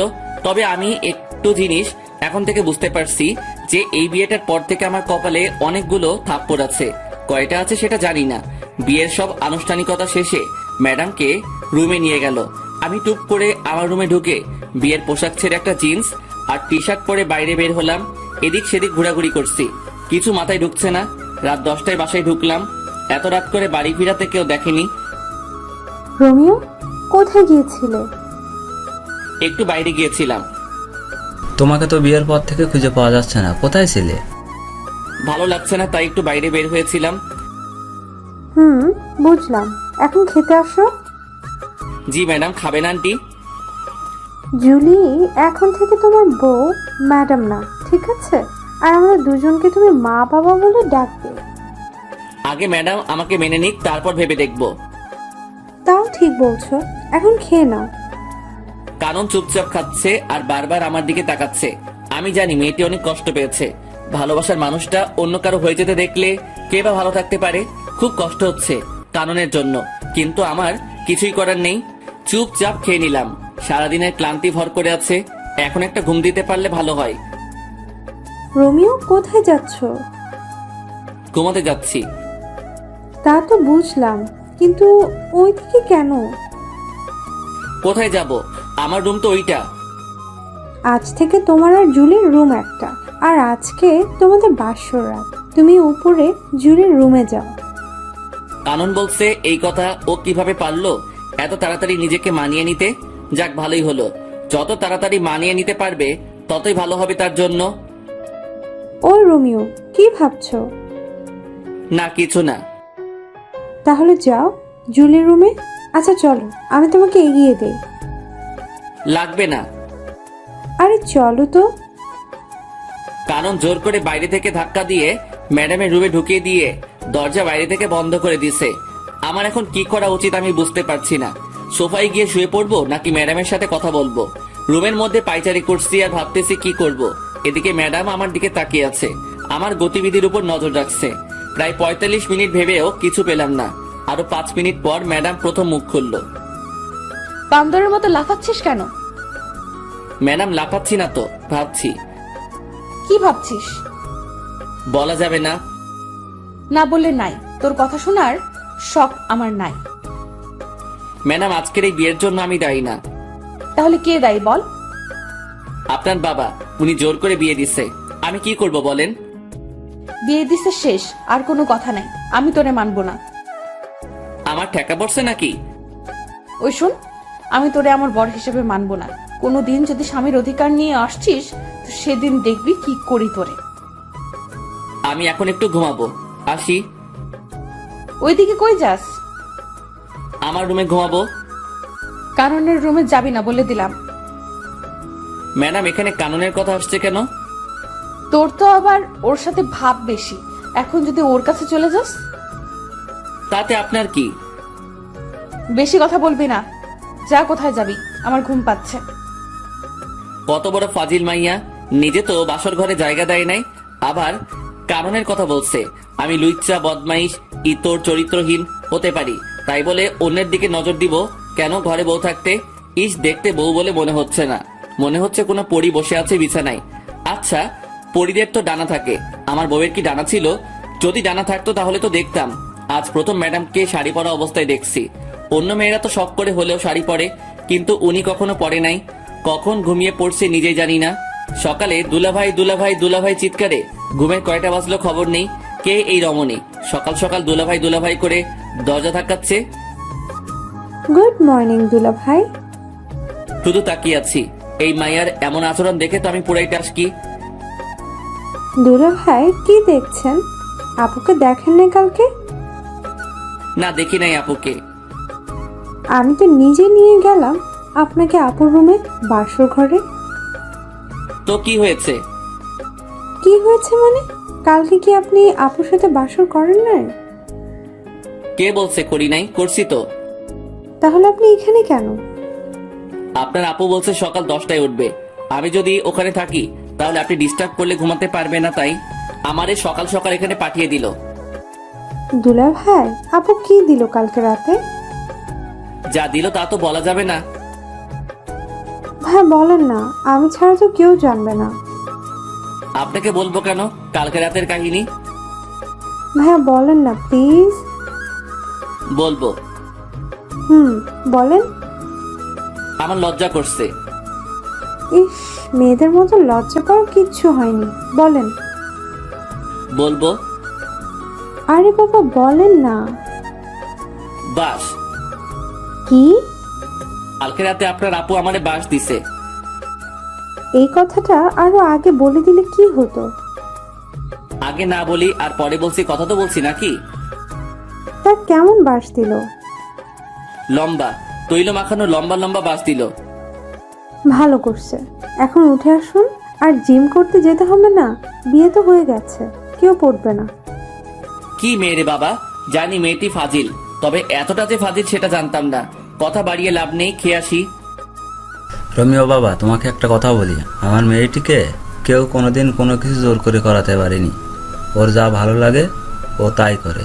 আমি জানি না ও এই বিয়েটা মেনে নিয়েছে কিনা, তবে তুমি এতদিন যেভাবে ওর পাশে ছিলে সারা জীবন সেভাবে থাকবে। আঙ্কেল আপনি চিন্তা করবেন না, আমি আছি তো। আমি বিকেলে ফ্লাইটে চলে যাচ্ছি, আর বিকেলে তোমরা ঢাকা দিকে রওনা হবে। কেন আঙ্কেল? আমার একটা বাড়ি আছে ওখানে, সেখানে তোমরা দুজনে থাকবে আজ থেকে। কিন্তু কোনো কিন্তু না, যেটা বলছি সেটা করবে। আচ্ছা ঠিক আছে। বিকেলে আঙ্কেলকে বিদায় দিয়ে আমরাও ঢাকার দিকে রওনা হলাম। কি ব্যাপার, ম্যাডাম এত শান্ত হয়ে আছে কেন? এমন শান্ত থাকতে তো ম্যাডামকে আগে কোনোদিন দেখিনি। তবে কি আমার উপর আজকে কোনো ঝড় আসতে চলেছে? গাড়িতে উঠে ড্রাইভারের পাশে সিটে গিয়ে বসে পড়লাম, আর ম্যাডাম পিছনে গিয়ে বসলো। আঙ্কেলকে বারবার বারণ করার পরও ড্রাইভার দিয়ে দিল সাথে। 9 ঘন্টা পর আমরা ঢাকার বাড়িতে পৌঁছালাম। রাত 12টায় গিয়ে বাসায় ঢুকলাম।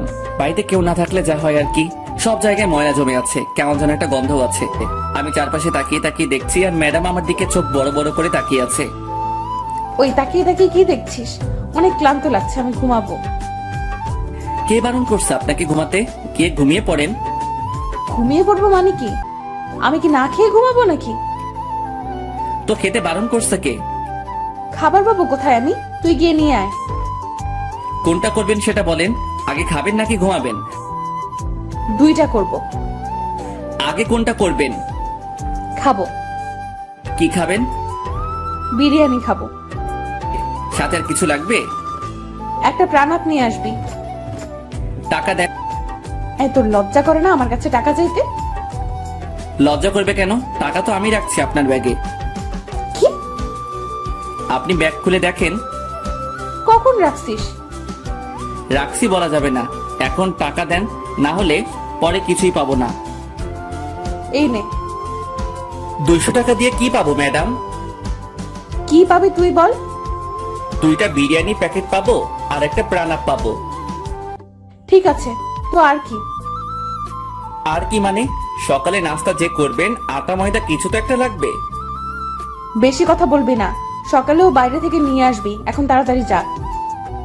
যাচ্ছি। এই দাঁড়া। আবার কি? আমি কি দাঁড়িয়ে থাকবো? বসতে কে বাধা দিল আপনাকে? আমি কি এই ময়লায় বসবো নাকি? পরিষ্কার করে দিয়ে তারপর যাবি। পারবো না। আপনি ঘুমাবেন, আপনি করেন। মাথা গরম করাবি না বলে দিলাম। মাথা গরম হলে তো ভালো। কেন? চায়ের জন্য পানি গরম করব। তোরে খাইছি, দাঁড়া। কে শুনে কার কথা? মায়ের খেতে না চাইলে দৌড়া রোমিও। খাবার নিয়ে বের হয়ে ল্যাম্প পোস্টের আলোয় চুপচাপ হাঁটছি আর ভাবছি, কি দেখে কি হয়ে গেল।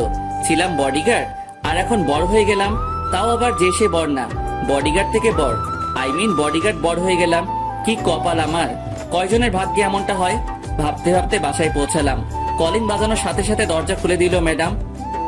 আই বান্দর, তুই এতক্ষণ কি করছিলি বাইরে? খাবার আনতে গেছি। এতক্ষণ লাগে? সময় লাগবে না নাকি? তাই বলে এতক্ষণ লেট করবি? আমি সেই কখন থেকে বসে আছি তোর জন্য। সূর্য কোন দিকে উঠলো? রাতের আকাশে তুই সূর্য দেখছিস কোথায়? সেটা পরের কথা। আগে বলেন আমার জন্য অপেক্ষা করার কারণ কি? খিদে লাগছে। কখন খাবার নিয়ে আসবি তাই। ও, এই নিন আপনার বিরিয়ানি। বসবো কোথায়? ও আল্লাহ, আমার উঠাই নাও না কেন? কোথায় বসবো সেটাও নাকি আমি ঠিক করে দিব? ওই চুপ। সব জায়গায় তো ময়লা জমে আছে, কোথায় বসবো? তুই সোফাটা পরিষ্কার করে দে, আমি সোফায় ঘুমাবো। শখ কত, আমি ঘুমাবো ফ্লোরে। আপনি যে কোনো একটা রুম পরিষ্কার করে ঘুমাবেন। ওই, আমি তোর ম্যাডাম, আমি যা বলবো তুই তাই করবি। কোন উপন্যাসে লেখা আছে? তোর জন্য উপন্যাস খুঁজতে পারবো না, যেটা বলছি সেটা কর। ঠিক আছে ম্যাডাম, আপনি খেয়ে নিন। এই মায়ের উপর ঠাড়া পড়ুক, সোফায় রাত কাটিয়ে দিব ভাবছি, আজকে কিন্তু সেটা স্বপ্নই থেকে গেল। এই মায়ের জন্য তা হলো না। এটা সেটা করতে করতে রাত 2টা বাজলো। খিদেও লাগছে হেব্বি, খুব ঘুমো পাচ্ছে। ম্যাডামকে শুয়ে পড়ছে। এটা কি সেই বদরাগী মেয়েটি? কি সুন্দর লাগছে ঘুমন্ত অবস্থায় আমার ম্যাডামকে। কিছু চুল এসে মুখে পড়ে আছে, এতে করে আরো মায়াবী লাগছে ম্যাডামকে। একটু ছুঁয়ে দিতে ইচ্ছে করছে ম্যাডামকে। আচ্ছা ম্যাডাম তো এখন আমার বউ, ছুঁয়ে দেখবো কি একটু? যদি একটা থাপ্পড় দেয় তখন কি হবে? না বাবা, দরকার নেই। ছুঁয়ে দেখার পরে কোনোদিন যদি আমায় মেনে নেয় তারপর না হয় ছুঁয়ে দেখা যাবে। খেয়ে শুয়ে পড়লাম ফ্লোরে, সেই একটা ঘুম হলো। কিন্তু সকালে শান্তিতে ঘুমাতে পারলাম না, 2টায় ঘুমাইছি। সেখানে সারাদিনের ক্লান্তি কাটিয়ে ঘুম থেকে উঠতে উঠতে 10টা না হোক 8টা তো বাজতে হবে। কিন্তু না, সেটা আর হলো না। সকাল সকাল ম্যাডামের চিল্লানিতে ঘুম ভাঙলো। ম্যাডাম সকাল সকাল এত চিল্লানি শুরু করে দিলেন কেন? চিল্লানি দিব না কেন তুই বল? কালকে রাতে মশা কামড়িয়ে কামড়িয়ে আমারে শেষ করে দিল। তার উপর ঠান্ডা লাগছিল, তুই একটা চাদরও দিলি না গায়ে। আমি একটুও ঘুমাতে পারিনি। ওহ আল্লাহ, আমি কোন মেয়ের পাল্লায় পড়ছি? উনি রাতে ঘুমাতে পারে নাই বলে আমারেও ঘুমাতে দেয় নাই। প্রতিদিন তো সকাল 6টায় উঠিস, এখন 8টা বাজে উঠছিস, তারপরও এমন করছিস কেন? এখন যা, নাস্তা নিয়ে আয়। হ্যাঁ, আমি যে সকাল 6টায় উঠি তা আপনি জানলেন কি করে? তার মানে আপনি আমায় প্রতিদিন লুকিয়ে লুকিয়ে দেখছেন? তোরে দেখতে যাব কেন?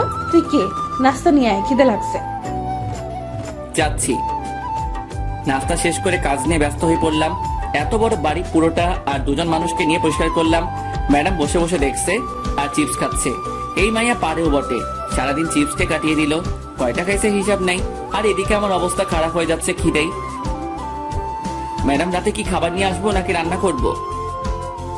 বাইরে খাওয়ার বেশি হলে শরীর খারাপ করবে, তুই রান্না করে নিবি। পারবো না, আপনি করে নেন। বাবা কি বলেছিল মনে নাই তোর? আমারে দেখে রাখতে বলছে। দেখে রাখতে বলছে, রান্না করে খাওয়াতে নয়। বেয়াদব, মুখে মুখে কথা বলিস। যা বলছে তাই কর। পারবো না, আমি খাবো না, রান্নাও করবো না। সারাদিন কাজ করছে, এখন ঘুমাবো।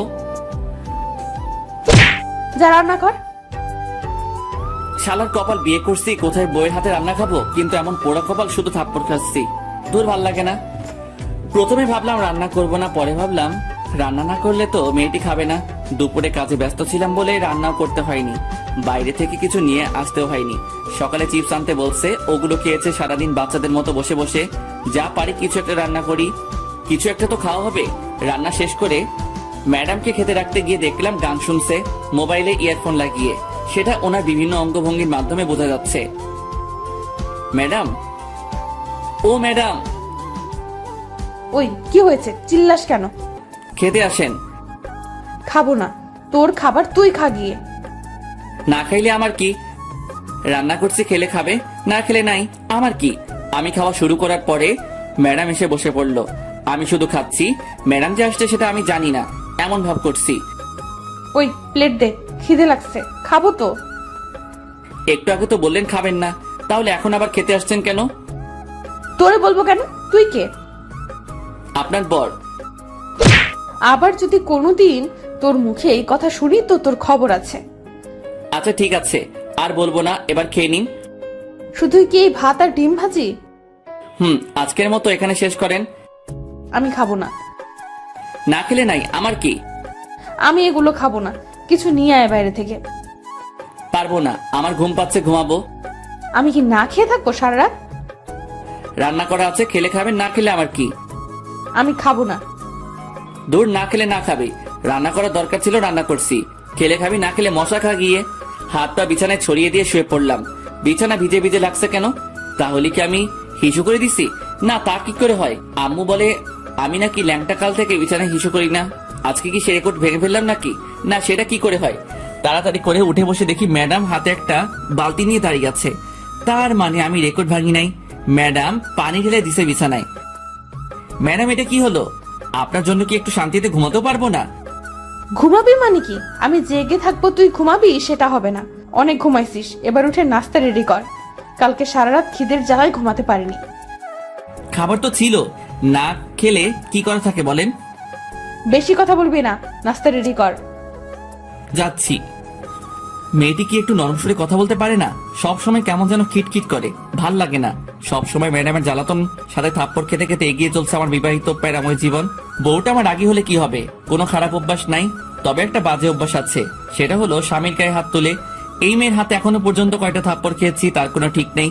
বিকেলে ঘুমাচ্ছি, এমন সময় মনে হলো ভূমিকম্পন শুরু হয়েছে। তাড়াতাড়ি বাইরে বের হতে গিয়ে দেখি মোবাইলে আম্মুর নাম্বার ভাসছে। তখন মনে হলো ভূমিকম্পন হচ্ছে না, আমার মোবাইলই ডাকতেছে। হ্যালো আম্মু, কেমন আছো? ভালো থাকতে দিলি কবে? বিয়ে হয়েছে 3 মাস হতে চললো, কিন্তু বৌমাকে সেই বিয়ের দিনের পর থেকে আর দেখি না। তোরা এতবার করে বললাম বউকে নিয়ে একবার ঘুরে যা। কার বউ? কিসের বউ? কিভাবে বউ হলো? ওই ফাইজলামি হচ্ছে আমার সাথে? যাও, কি যে বলো না আম্মু, তোমার সাথে কি আমি ফাইজলামি করতে পারি বলো? তাহলে বল, কবে আসবি বৌমাকে নিয়ে? আমি জানি না, জিজ্ঞেস করে দেখি যাই কিনা।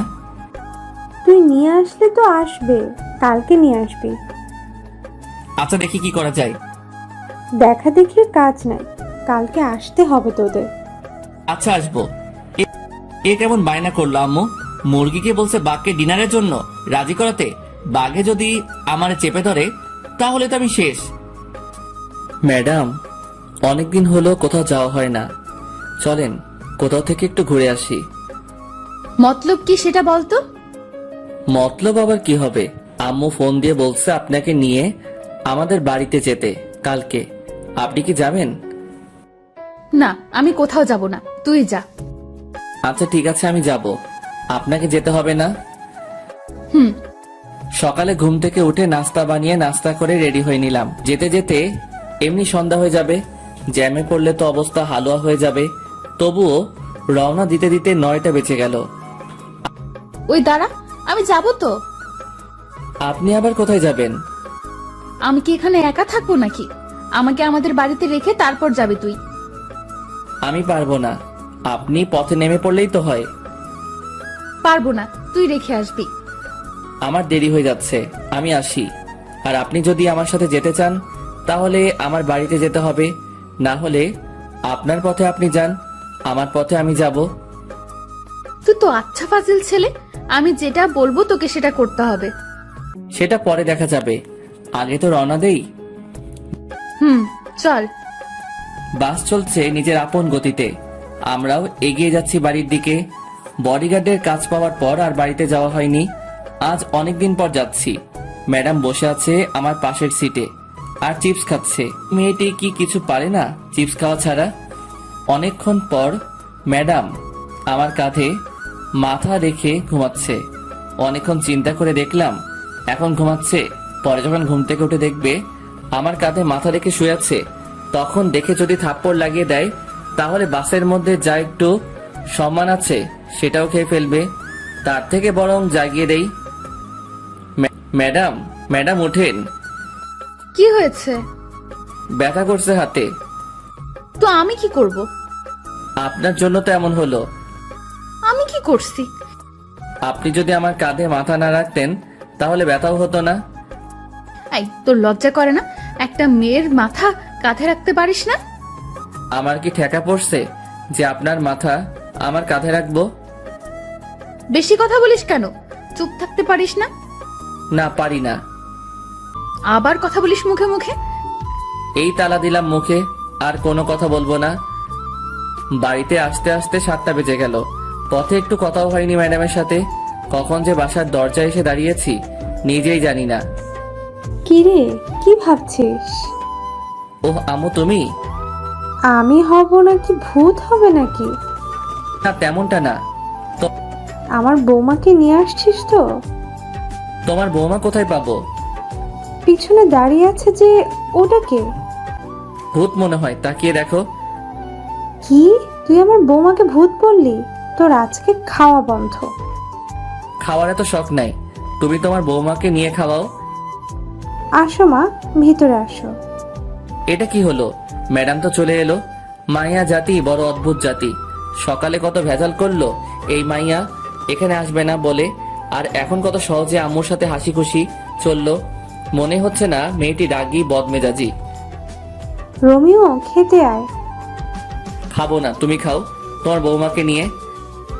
রোমিও, আয় বাবা, অনেকদিন হলো একসাথে বসে খাওয়া হয়নি। না না, খাবো না, তোমাদের বৌমা আসছে, ওরে নিয়ে খাও। ওই, বেশি বাড়াবাড়ি করবি তো খাওয়ার পাবি না। এই না, তা কি করে হয় আম্মু? তা যদি না হয় তাহলে খেতে আয়। আসছি, হাফ মিনিট দাঁড়াও। দাঁড়ানোর সময় নাই, এই তো আসছি। বসে পড়। এত আয়োজন কখন করলে আম্মু? আমার বৌমা আসবে আর আমি কিছুই রান্না করব না নাকি? আমার জন্য তো কোনোদিন এত কিছু করনি, আজ বৌমা আসছে বলে এত কিছু? আবার যদি শুনি আমার বৌমাকে নিয়ে কোনো কথা বলিস তাহলে তোর কপালে কিছুই জুটবে না। এবার বল কি করবি? কিছুই বলবো না আর, এই চুপ করলাম। বাপরে বাপ, এ কেমন বিচার! আম্মু দেখছি ম্যাডামের দিকে ঝুঁকে পড়ছে। এই মায়া কি কোনো জাদু জানে নাকি? যদি এমন জাদু আমি জানতাম তাহলে কবে ম্যাডামকে থুক্কু বউকে পটিয়ে নিতাম। খাওয়া শেষ করে বাইরে গিয়ে একটু ঘোরাঘুরি করে বাসায় এসে ফ্রেশ হয়ে আমার রুমে ঘুমাতে গেলাম। রুমে ঢুকে দেখি ম্যাডাম বসে আছে বিছানায়। অনেক ক্লান্ত লাগছে, তাই কোনো কথা না বলে বালিশ নিয়ে নিচে শুয়ে পড়লাম। চোখ বন্ধ করার সাথে সাথে বুকের উপর ভারী ভারী লাগছে, সাথে গলা চেপে ধরছে মনে হলো কেউ। চোখ খুলে দেখি ম্যাডাম। আরে আরে কি করছেন? ছাড়ুন বলছি। ছাড়বো না। কি বলা হচ্ছে শুনি? কি বলছি? মনে করে দেখ কি বলছিস। মনে পড়ছে না, মরে যাব তো। ছাড়ুন বলছি, ছাড়ুন। ছাড়বো না। কি বলছিস শুন? তোমার বৌমা আসছে, তোমার বৌমাকে নিয়ে খাওয়া। এই, আমি তোরে বলছি না আমার বাড়িতে রেখে আসতে? আমিও বলছিলাম পারবো না। ছাড়ুন না ম্যাডাম, মরে যাব তো। ছাড়বো না। মরে যা, মরে গেলে তো আমি বাঁচি। আমি তো মরবো না। তাহলে আমি তোরে নিজের হাতে খুন করব। পারলে করেন, কে বারণ করছে? মারবো মারবো, সুযোগটা আগে আসুক তারপর। 2 দিন বাড়িতে কাটানোর পর আবার ঢাকায় ফিরে এলাম।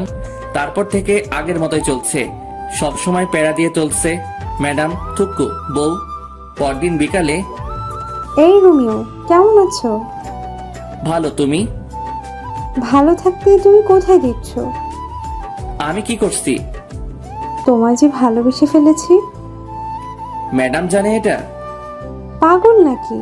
তোমার ম্যাডাম জানতে পারলে তো আমাকে মেরে ফেলবে। ওই দিন যা করলো তোমার কথা জিজ্ঞেস করাতে। তাহলে এখন আবার কথা বলছো কেন? তুমিও মরবা, সাথে আমারও মারবা? আচ্ছা, তোমার বউ তো তোমাকে ভালোবাসে না, তাহলে ওকে ডিভোর্স দিয়ে দাও। যাও যাও, তুমি গিয়ে ম্যাডামকে বলে আসো আমাকে যেন ডিভোর্স দিয়ে দেয়। আচ্ছা বলবো, তবে ডিভোর্স দিয়ে দিলে আমাকে গলায় ঝুলিয়ে নিতে হবে। যদি ডিভোর্স করাতে পারো তবে। ওকে, আমি রাজি। তবে ম্যাডাম যদি আমারে কিছু বলে তাহলে আমি সব বলে দিব। তোমাকে বলতে হবে না, আমি বিকালে তোমাদের বাসায় এসে জানাবো। যদি মার খেতে না চাও তাহলে বাসায় থাকো, আর যদি মায়ের খাবার শখ থাকে তাহলে বিকেলে এসো। আসবো আসবো। কি মেরে বাবা, মরার ভয় নেই নাকি? ও আসবে আমার আর ম্যাডামে ডিভোর্স করাতে? আমার তো লুঙ্গি ড্যান্স দিতে ইচ্ছে করছে। বিকেল এসো, চা নাস্তার বদলে মায়ের খেয়ে যেও। ইদানিং ম্যাডাম আমাকে যেভাবে প্রতিদিন পিটায় কোনো কারণ ছাড়া, আর উনি আসবে ডিভোর্স নিয়ে কথা বলতে। ওহ, ওই মায়ের তো পরিচয় দেওয়া হয়নি। উনি হলো আমাদের বাড়ির থুক্কু, আমার শ্বশুর বাড়ির পাশের বাসার একটি মেয়ে। এখানে আসার পর থেকে আমার পিছনে পড়ে আছে। ওর নাম তো বলা হয়েছে, তবুও বলি, ও ইভা। পড়ালেখা শেষ করে বসে আছে, থুক্কু বসে নাই, আমার পিছনে পড়ে আছে। আজকে আর ঘুমালাম না, 4টার সময় বের হয়ে গেলাম বাসা থেকে। বাসায় থাকলে আজকে আমার উপরে দিয়ে শনি রবি সোম মঙ্গল সব চলবে। 9টার দিকে বাসায় ঢুকলাম, ঢুকে সোজা রান্নাঘরের দিকে দিলাম দৌড়। খুব খিদে লাগছে, খাবার গরম করতে হবে। ম্যাডাম ঠান্ডা খাবার খেতে পারে না, আর আমি ঠান্ডা ছাড়া খেতে পারি না। রাতে একসাথে খেয়ে শুয়ে পড়লাম। আমার রুমে গিয়ে, ম্যাডাম থাকে অন্য রুমে। একটু পরে ম্যাডাম ঢুকলো আমার রুমে হাতে একটা লাঠি নিয়ে। এদিকে ভয়ে আমি কাঠ হয়ে যাচ্ছি। আয় এদিকে আয়। কেন ম্যাডাম? কাজ আছে, আয়। কি কাজ তাড়াতাড়ি বলেন, আমি ঘুমাবো। তোর ঘুম পাড়াচ্ছি, দাঁড়া। আরে আরে ম্যাডাম, আমাকে মারছেন কেন? আমি কি করছি? তুই পাশের বাসার রিভা পেতনিকে কি বলছিস? বিশ্বাস করেন ম্যাডাম, আমি কিছু বলি নাই। তাহলে ও কি আমার বোকা বানাইছে? হতে পারে। তার মানে তুই বলতে চাচ্ছিস আমি বোকা? সেটা কখন বললাম? তাহলে কি বলছিস? কিছু বলি নাই। আবার মিথ্যা কথা বলছিস? তোরে তো আজকে শেষ করে দিব। আমি কিছু করি নাই তো ম্যাডাম, সব দোষ ওই ইভার। ইভা, তুই ওরে বলিস নাই? আমার ডিভোর্স দিয়ে ওরে বিয়ে করবি বলিস নাই? ম্যাডাম আমি এটা বলি নাই, ও আপনাকে মিথ্যা বলছে। তুই বলছিস, আমি লুকিয়ে লুকিয়ে সব শুনছি। কি? আপনি এমন কেন ম্যাডাম? লুকিয়ে লুকিয়ে অন্যের কথা শুনছেন, এটা ঠিক না। তুই আমারে কোনটা ঠিক আর কোনটা ঠিক না সেটা শিখাইতে আসবি না, আমি সব জানি। জানলে ভালো। এখন আমি ঘুমাবো, অনেক মাইর খাইছি। কি তুই ঘুমাবি? হুম। তোরে আমি ঘুমাতে দিব না। তোর কাজ হলো আজকে সারা রাত আমাকে পাহারা দেওয়া। পারবো না। না পারলে আবার শুরু করব, তখন বুঝবি। আবার শুরু করার দরকার নেই, আমি রাজি। চল। হুম। বাইরে না, রুমের ভেতর এসে পাহারা দিবি। ভিতরে কেন? বাইরে থেকে দিলে কি হবে? যেটা বলছি সেটা কর। হুম। ঘুমে মাথাটা কেমন করছে, আর এই মাইয়া দাঁত বের করে হাসছে। ইচ্ছে করছে ঘুষি মেরে দাঁত ভেঙে দেই। দেখ দেখ, দাঁত কেরাচ্ছে আবার। এ ম্যাডাম, এই চিল্লাচ্ছিস কেন? আমি ঘুমাবো। তোরে ঘুমাতে দিচ্ছে কে? এটা তোর শাস্তি। আমি কি অপরাধ করছি? তুই ইভার সাথে কথা বলছিস, সাথে ওরে পাঠাইছিস ও যেন আমাকে বলে আমি যেন তোকে ডিভোর্স দিয়ে দিই। কি? ও আমাকে বলছে তোমার বউ তো তোমাকে ভালোবাসে না, আমি তোমাদের ডিভোর্স করিয়ে দেব। আবার এটাও বলছে যে ও যদি ডিভোর্স করিয়ে দিতে পারে তাহলে আমি যেন ওকে গলায় ঝুলিয়ে নেই। কি এটা বলছে তোরে? আর তুইও রাজি হয়ে গেছিস? রাজি হয়নি তো, শুধু বলছি পারলে ডিভোর্স করাও। তবে রে হারামি, আজ তোর একদিন কি আমার যতদিন লাগে লাগুক, তোর শেষ করে ফেলবো। চিচি, বরকে কেউ এভাবে মারে? এত শক্তি আসলো কিভাবে? উফ কি ব্যথা! এত মেরেও যদি ঘুমাতে দিত তাহলে ভালো হতো, কিন্তু মহারানী সেটা করলো না। উল্টা সারা রাত নিজেও ঘুমায়নি, আমাকেও ঘুমাতে দেয় নাই। ভোর 5টার দিকে ঘুমিয়ে পড়লাম। ঘুম থেকে উঠে দেখি ম্যাডাম নেই। সারা বাড়ি খুঁজেও যখন পেলাম না, তখন ছাদে গিয়ে দেখি ইবার সাথে লাগছে। মাথায় ঢুকছে না আমাকে নিয়ে এত ঝগড়া করছে কেন। আমাকে ম্যাডাম নিজে তো স্বামী মানতে চায় না, তাহলে কি দরকার ইবার সাথে ঝগড়া করার আমাকে নিয়ে? রোমিও, তুমি কি বলছো? এই পেতনিটা কে? কি আমি পেতনি? তোর 14 গোষ্ঠী পেতনি। তোরে যদি আর একদিন দেখি আমার বরের দিকে নজর দিতে, তাহলে তোর চোখ তুলে ফেলবো। আমিও শেষবারের মতো বলছি, ওরা ডিভোর্স দিয়ে দাও। আমি কেন আমার বরকে ডিভোর্স দিব? কারণ আমি রোমিওকে ভালোবাসি। তোর ভালোবাসা বের করছি, দাঁড়া, এখনো সময় আছে, ওর পিছু ছেড়ে দে। এবার কি হচ্ছে এসব? তুমি কেন আমাদের ডিভোর্স করতে চাচ্ছ? আমি কি কোনোদিন বলছি তোমাকে ভালোবাসি? শুধু শুধু কেন অশান্তি করছো? ডিভোর্স দেওয়া না দেওয়া সেটা আমাদের দুজনের ব্যাপার। আশা করি আমাদের মাঝে তুমি ঢুকতে আসবে না। আর তুই এখানে কেন এসেছিস? চল ভেতরে চল, তো ব্যবস্থা করছি। টেনে ভিতরে নিয়ে গেল। রুমে ঢুকিয়ে দরজা বন্ধ করে দিল বাইরে থেকে। খিদের জ্বালায় বাঁচি না। ম্যাডাম ছেড়ে দিন না আমাকে, নাস্তা রেডি করবো, খিদে লাগছে। ছাড়াছাড়ির কোনো কথা নাই, তুই আজ থেকে এই রুমে বন্ধ থাকবি। নাস্তা বানাবে কে? আমি বানাবো। রান্না করবে কে? আমি করব। ঝাড়ু দিবে কে? আমি দিব। কাপড় কাচবে কে? আমি। ইস, ঢং দেখে বাঁচি না। পারেন তো শুধু শার্ট প্যান্ট পরতে, আর আমারে ধোলাই করতে। কি কি বললি তুই? তোর খাওয়া বন্ধ আজ থেকে। ইয়াক থু, আপনি রান্না করতে পারেন নাকি যে আপনার রান্না খাবো? তোরে আমি মেরে ফেলবো। না মেরে ইভাকে দিয়ে দিন। আবার সেই ভাত? তোর মুখে কি আর কোনো নাম নেই? আছে তো। কে সে? আনন। তবে রে, তোর খাওয়া বন্ধ বলছি, বন্ধ। খাবো না। এসব কি হচ্ছে? কিছুই তো মাথা 16 জিবি মেমোরিতে ঢুকতেছে না। ম্যাডাম কি আমার উপর দুর্বল হয়ে পড়ছে? এটা কি করে সম্ভব? আমি কোথায় আর ম্যাডাম কোথায়? ম্যাডাম কি আমাকে ভালোবেসে ফেলেছে নাকি? যদি ভালো না বাসে তাহলে ইবার সাথে ঝগড়া কেন করছে আমাকে নিয়ে? তবে কি ম্যাডাম আমাকে ভালোবাসে? ম্যাডামের কোনো সারা শব্দ নেই। ম্যাডাম কি করছে দেখা দরকার, কিন্তু কিভাবে দেখবো? ম্যাডাম তো বাইরে থেকে দরজা বন্ধ করে দিছে। কি করা যায়? পাইছি, জানালা দিয়ে বের হব, কিন্তু কিভাবে?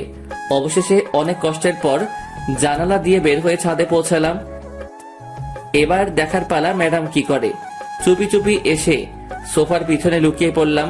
ম্যাডামকে কোথাও দেখছি না। একটু পরে দরজা খুলে বাসায় ঢুকলো হাতে কয়েকটা প্যাকেট নিয়ে। তারপর গিয়ে ফ্রেশ হয়ে এসে প্লেট নিয়ে আমাকে যেই রুমে বন্ধ করে রাখছে সেই রুমে দরজায় গিয়ে বসে খাবার বের করছে। এইদিকে আমার অবস্থা খারাপ হয়ে যাচ্ছে খিদায়। চোখের সামনে গরম গরম বিরিয়ানি দেখে খিদের পরিমাণ আরো 3 গুণ বেড়ে গেল। 2টা প্লেটে বিরিয়ানি বেড়ে রাখছে। রোমিও, চুপ করে আছি। আয় রোমিও, খেতে আয়। এখনো চুপ। ওই আসবি নাকি মাইর খাবি? কোনো সারা শব্দ না পেয়ে রুমে ঢুকলো ম্যাডাম, আর আমি এই সুযোগে একটা প্লেট নিয়ে ডাইনিং টেবিলের নিচে বসে পড়লাম। ওইদিকে ম্যাডাম আমাকে খুঁজে খুঁজে হয়রান হয়ে যাচ্ছে। আমি খাবার তালে আছি। আয় বিড়াল, বের হয়ে আয়। ম্যাডাম আপনি কখন আসছেন? জানালা কেটে পালিয়ে এসে বসে বসে খাচ্ছিস? এই তুই না বসিস আমি রান্না করতে পারি না, তাহলে খাচ্ছিস কেন? আপনার রান্না হলে খেতাম না। কি, এটা আমার রান্না না? কি চিটিং মাইরি, বাইরে থেকে খাবার নিয়ে এসে নিজের নাম দিচ্ছেন। আমি বাইরে থেকে খাবার নিয়ে আসছি, কে বসে তোকে?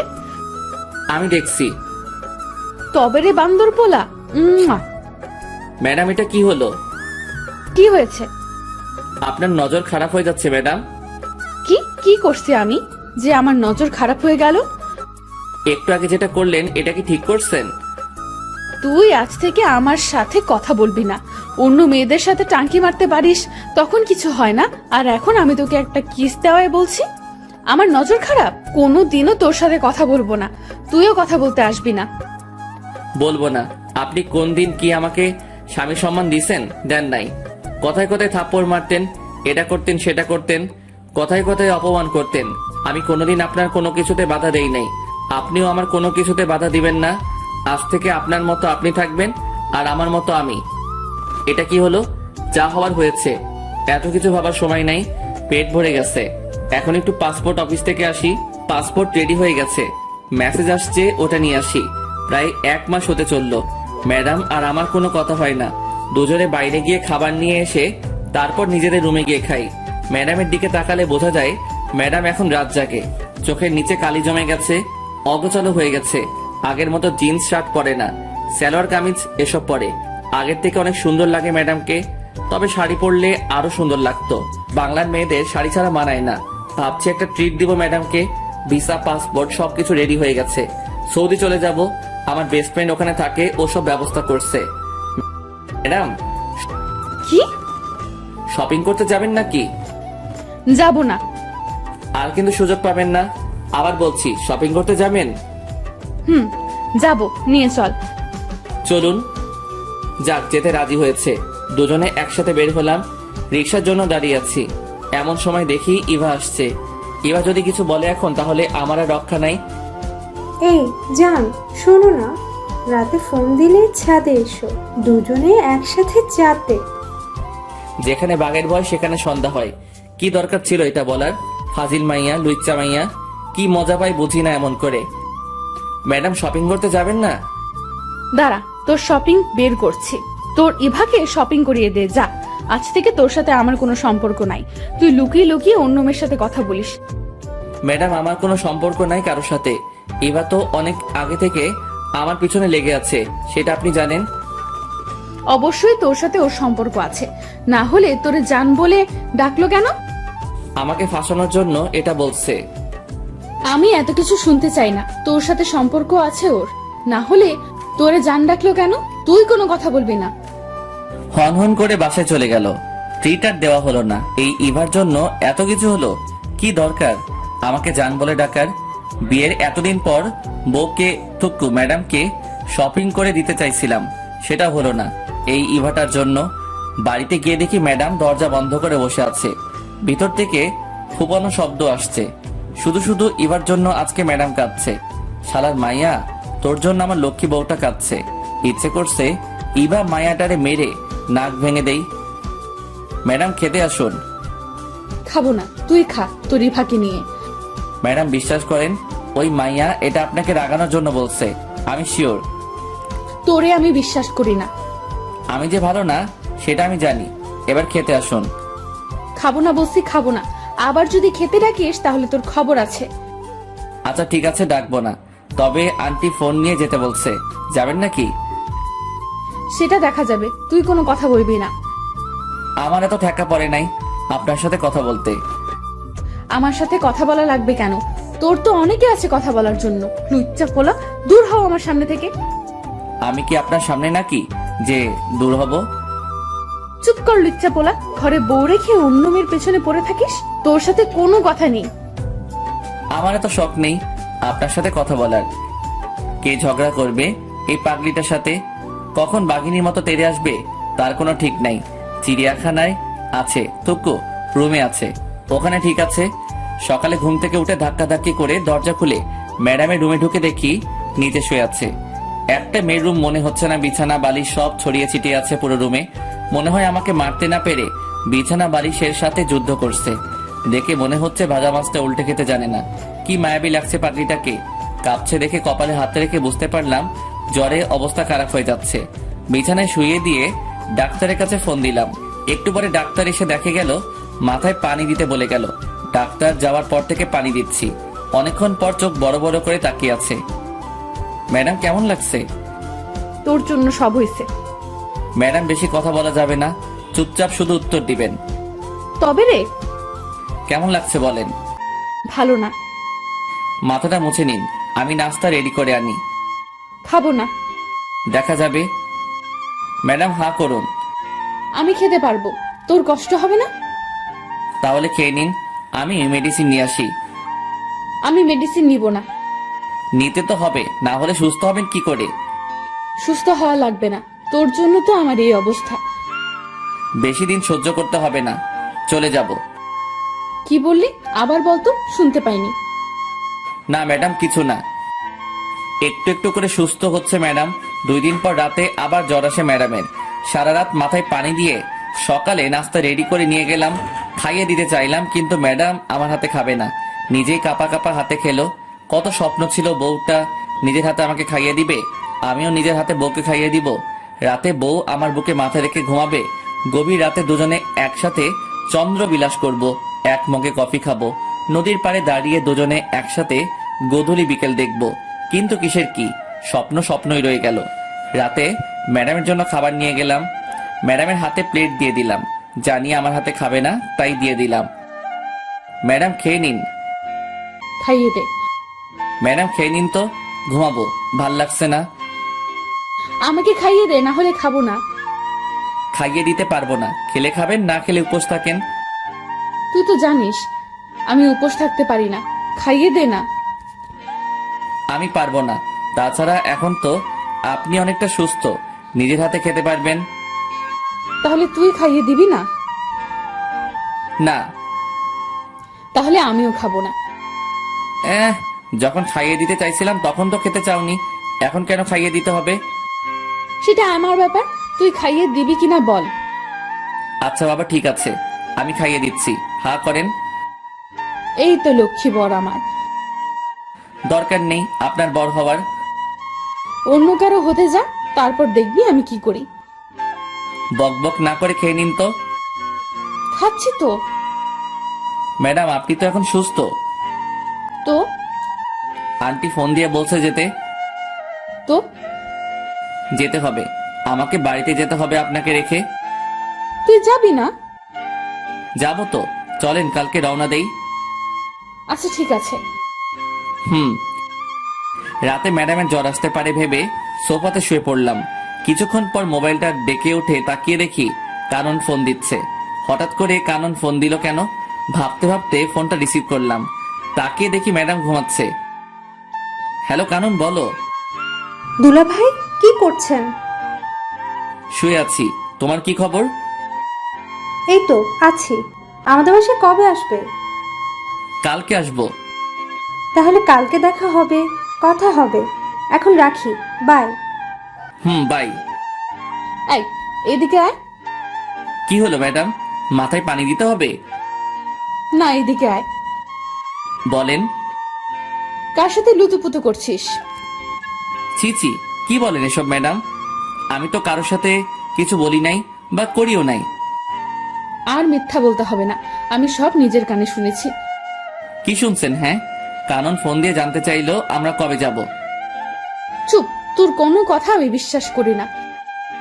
আচ্ছা মুশকিল তো, বিশ্বাস করা না করা আপনার ব্যাপার, আমি সত্যিটা বলে দিচ্ছি। তুই কালকে আমাকে আমাদের বাড়িতে রেখে আসবি, থাকবো না তোর সাথে। আচ্ছা ঠিক আছে। সকালে ঘুম থেকে উঠে নাস্তা করে বেরিয়ে পড়লাম। সন্ধ্যায় গিয়ে শ্বশুর বাড়িতে পৌঁছালাম। সবার সাথে আড্ডা দিয়ে নিজের বাড়ির দিকে রওনা হলাম। বাড়িতে গিয়ে কয়েকটা দিন আব্বু আম্মুর সাথে কাটাবো। কিছু বন্ধু আছে, ওদের সাথে কিছু সময় কাটাবো। কখন আবার দেখা হবে। রাতে কে শুয়ে পড়লাম। আব্বু আম্মুও জানে আমি যে চলে যাব, তবে ম্যাডামদের বাসার কেউ এখনো বিষয়টা জানে না। ভাবছি যেদিন ফ্লাইট সেদিন জানাবো। 30 তারিখে রাত 2টার সময় ফ্লাইট, সবকিছু ঠিকঠাক। ইচ্ছা ছিল যেদিন যাব সেদিনই ম্যাডামকে জানাবো, সবাইকে জানাবো। কিন্তু এত খুশি লাগছে যে কি বলবো, তাই ফোন দিলাম। আসসালামু আলাইকুম আন্টি। ওয়ালাইকুম আসসালাম। কেমন আছো বাবা? জি আন্টি ভালো, আপনি কেমন আছেন? আমিও ভালো। তবে তুমি কিন্তু খুব খারাপ একটা কাজ করছো। ওদিন না থেকে চলে গেলে কেন? আন্টি বাড়িতে একটু কাজ ছিল। আন্টি যে কথা বলার জন্য ফোন দিছি তা হলো 30 তারিখে রাত 2টার সময় আমার ফ্লাইট। কি বলছো এসব? আজকে আমাকে জানাচ্ছ সবকিছু ঠিক করে? আগে জানাইনি তো কি হয়েছে, এখন তো জানতে পারছেন। ম্যাডাম জানে না, ওনাকে জানিয়ে দিয়েন।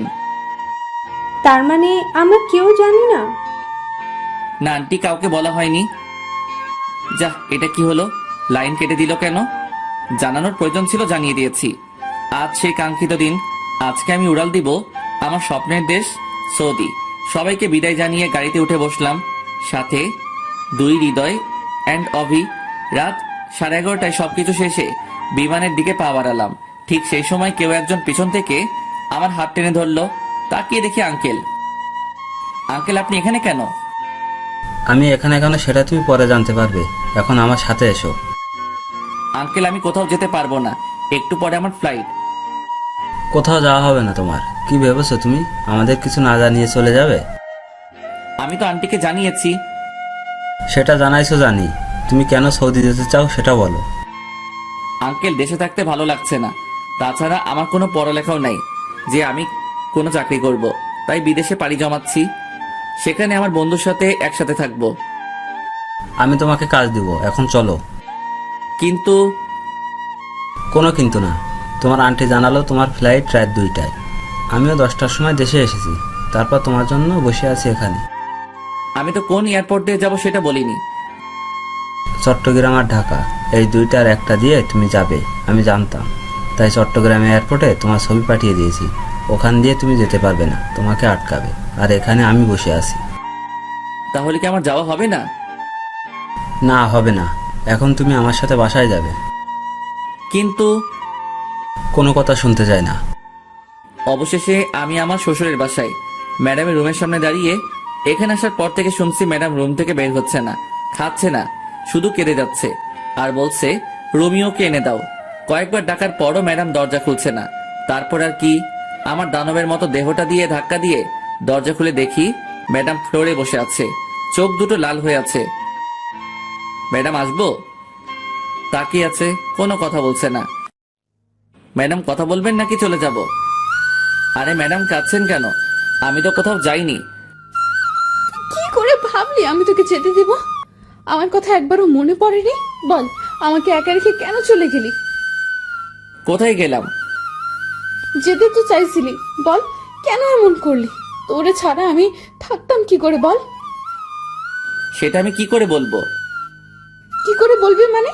আমার বুকের বাপাসের জায়গা করে নিয়ে এখন বলছিস তুই কি করে বলবি? তুই জানিস না আমি তোরে ভালোবাসি? ম্যাডাম আপনার কিন্তু নজর খারাপ। হ্যাঁ, নজর খারাপ হয়েছে আমার। এমন একটা ছেলে চোখের সামনে থাকলে যে কোনো মেয়ের নজর খারাপ হবে। তাহলে ইভার দোষ কি? তুই আবার ওই পেতনির নাম নিয়েছিস? তোরে আজকে কি আর করবেন? দেখ কি করি। ম্যাডাম সত্যি বলছি, আপনার নজর পুরো খারাপ হয়ে গেছে। আমি তোর ম্যাডাম না, তোর বউ, ঠিক আছে? তাছাড়া নজর তো অন্য কারোর জন্য খারাপ হয়নি, আমার বরের জন্য খারাপ হয়েছে। তবে আমি কিন্তু একটা জিনিস খুব মিস করব। কি? থাপ্পড়। তোরে তো প্রতিদিন থাপ্পড় দিব। আমি রান্না করতে পারবো না আজ থেকে। আমি সব করব, তুই শুধু আমাকে ভালোবাসবি, আর কোনো মেয়ের দিকে তাকাতে পারবি না। ঠিক আছে মহারানী, আমি রাজি। আমাকে আজ থেকে তুমি করে বলবে, ভুলেও যেন ম্যাডাম ডাক না শুনি। আচ্ছা ঠিক আছে। দুলা ভাই, আপনাদের রোমান্স শেষ হলে এবার খেতে আসুন। খেয়ে শুয়ে পড়লাম। আমি আগে যে রুমে থাকতাম সেই রুমে। একটু পরে ম্যাডাম থুক্কু বউ আসলো। কি ভাবছো? ভাবছি বিয়ে করছি, বউ পাইছি, ভালোবাসাও পাইছি, কিন্তু কিন্তু আবার কি? বাসরাত তো পাইলাম না। তবে রে বান্দর বলা। এই বলে ম্যাডাম থুক্কু বউ আমাকে জড়িয়ে ধরলো। Light off. আর কিছু জানতে হবে না, আপনাদের বাসরাতে দেখতে পাবেন যা হবে। আচ্ছা মুশকিল তো, আপনাদের বলছি না লাইট অফ, এখনো এখানে কি? অনেক তো দেখলেন, যান এবার।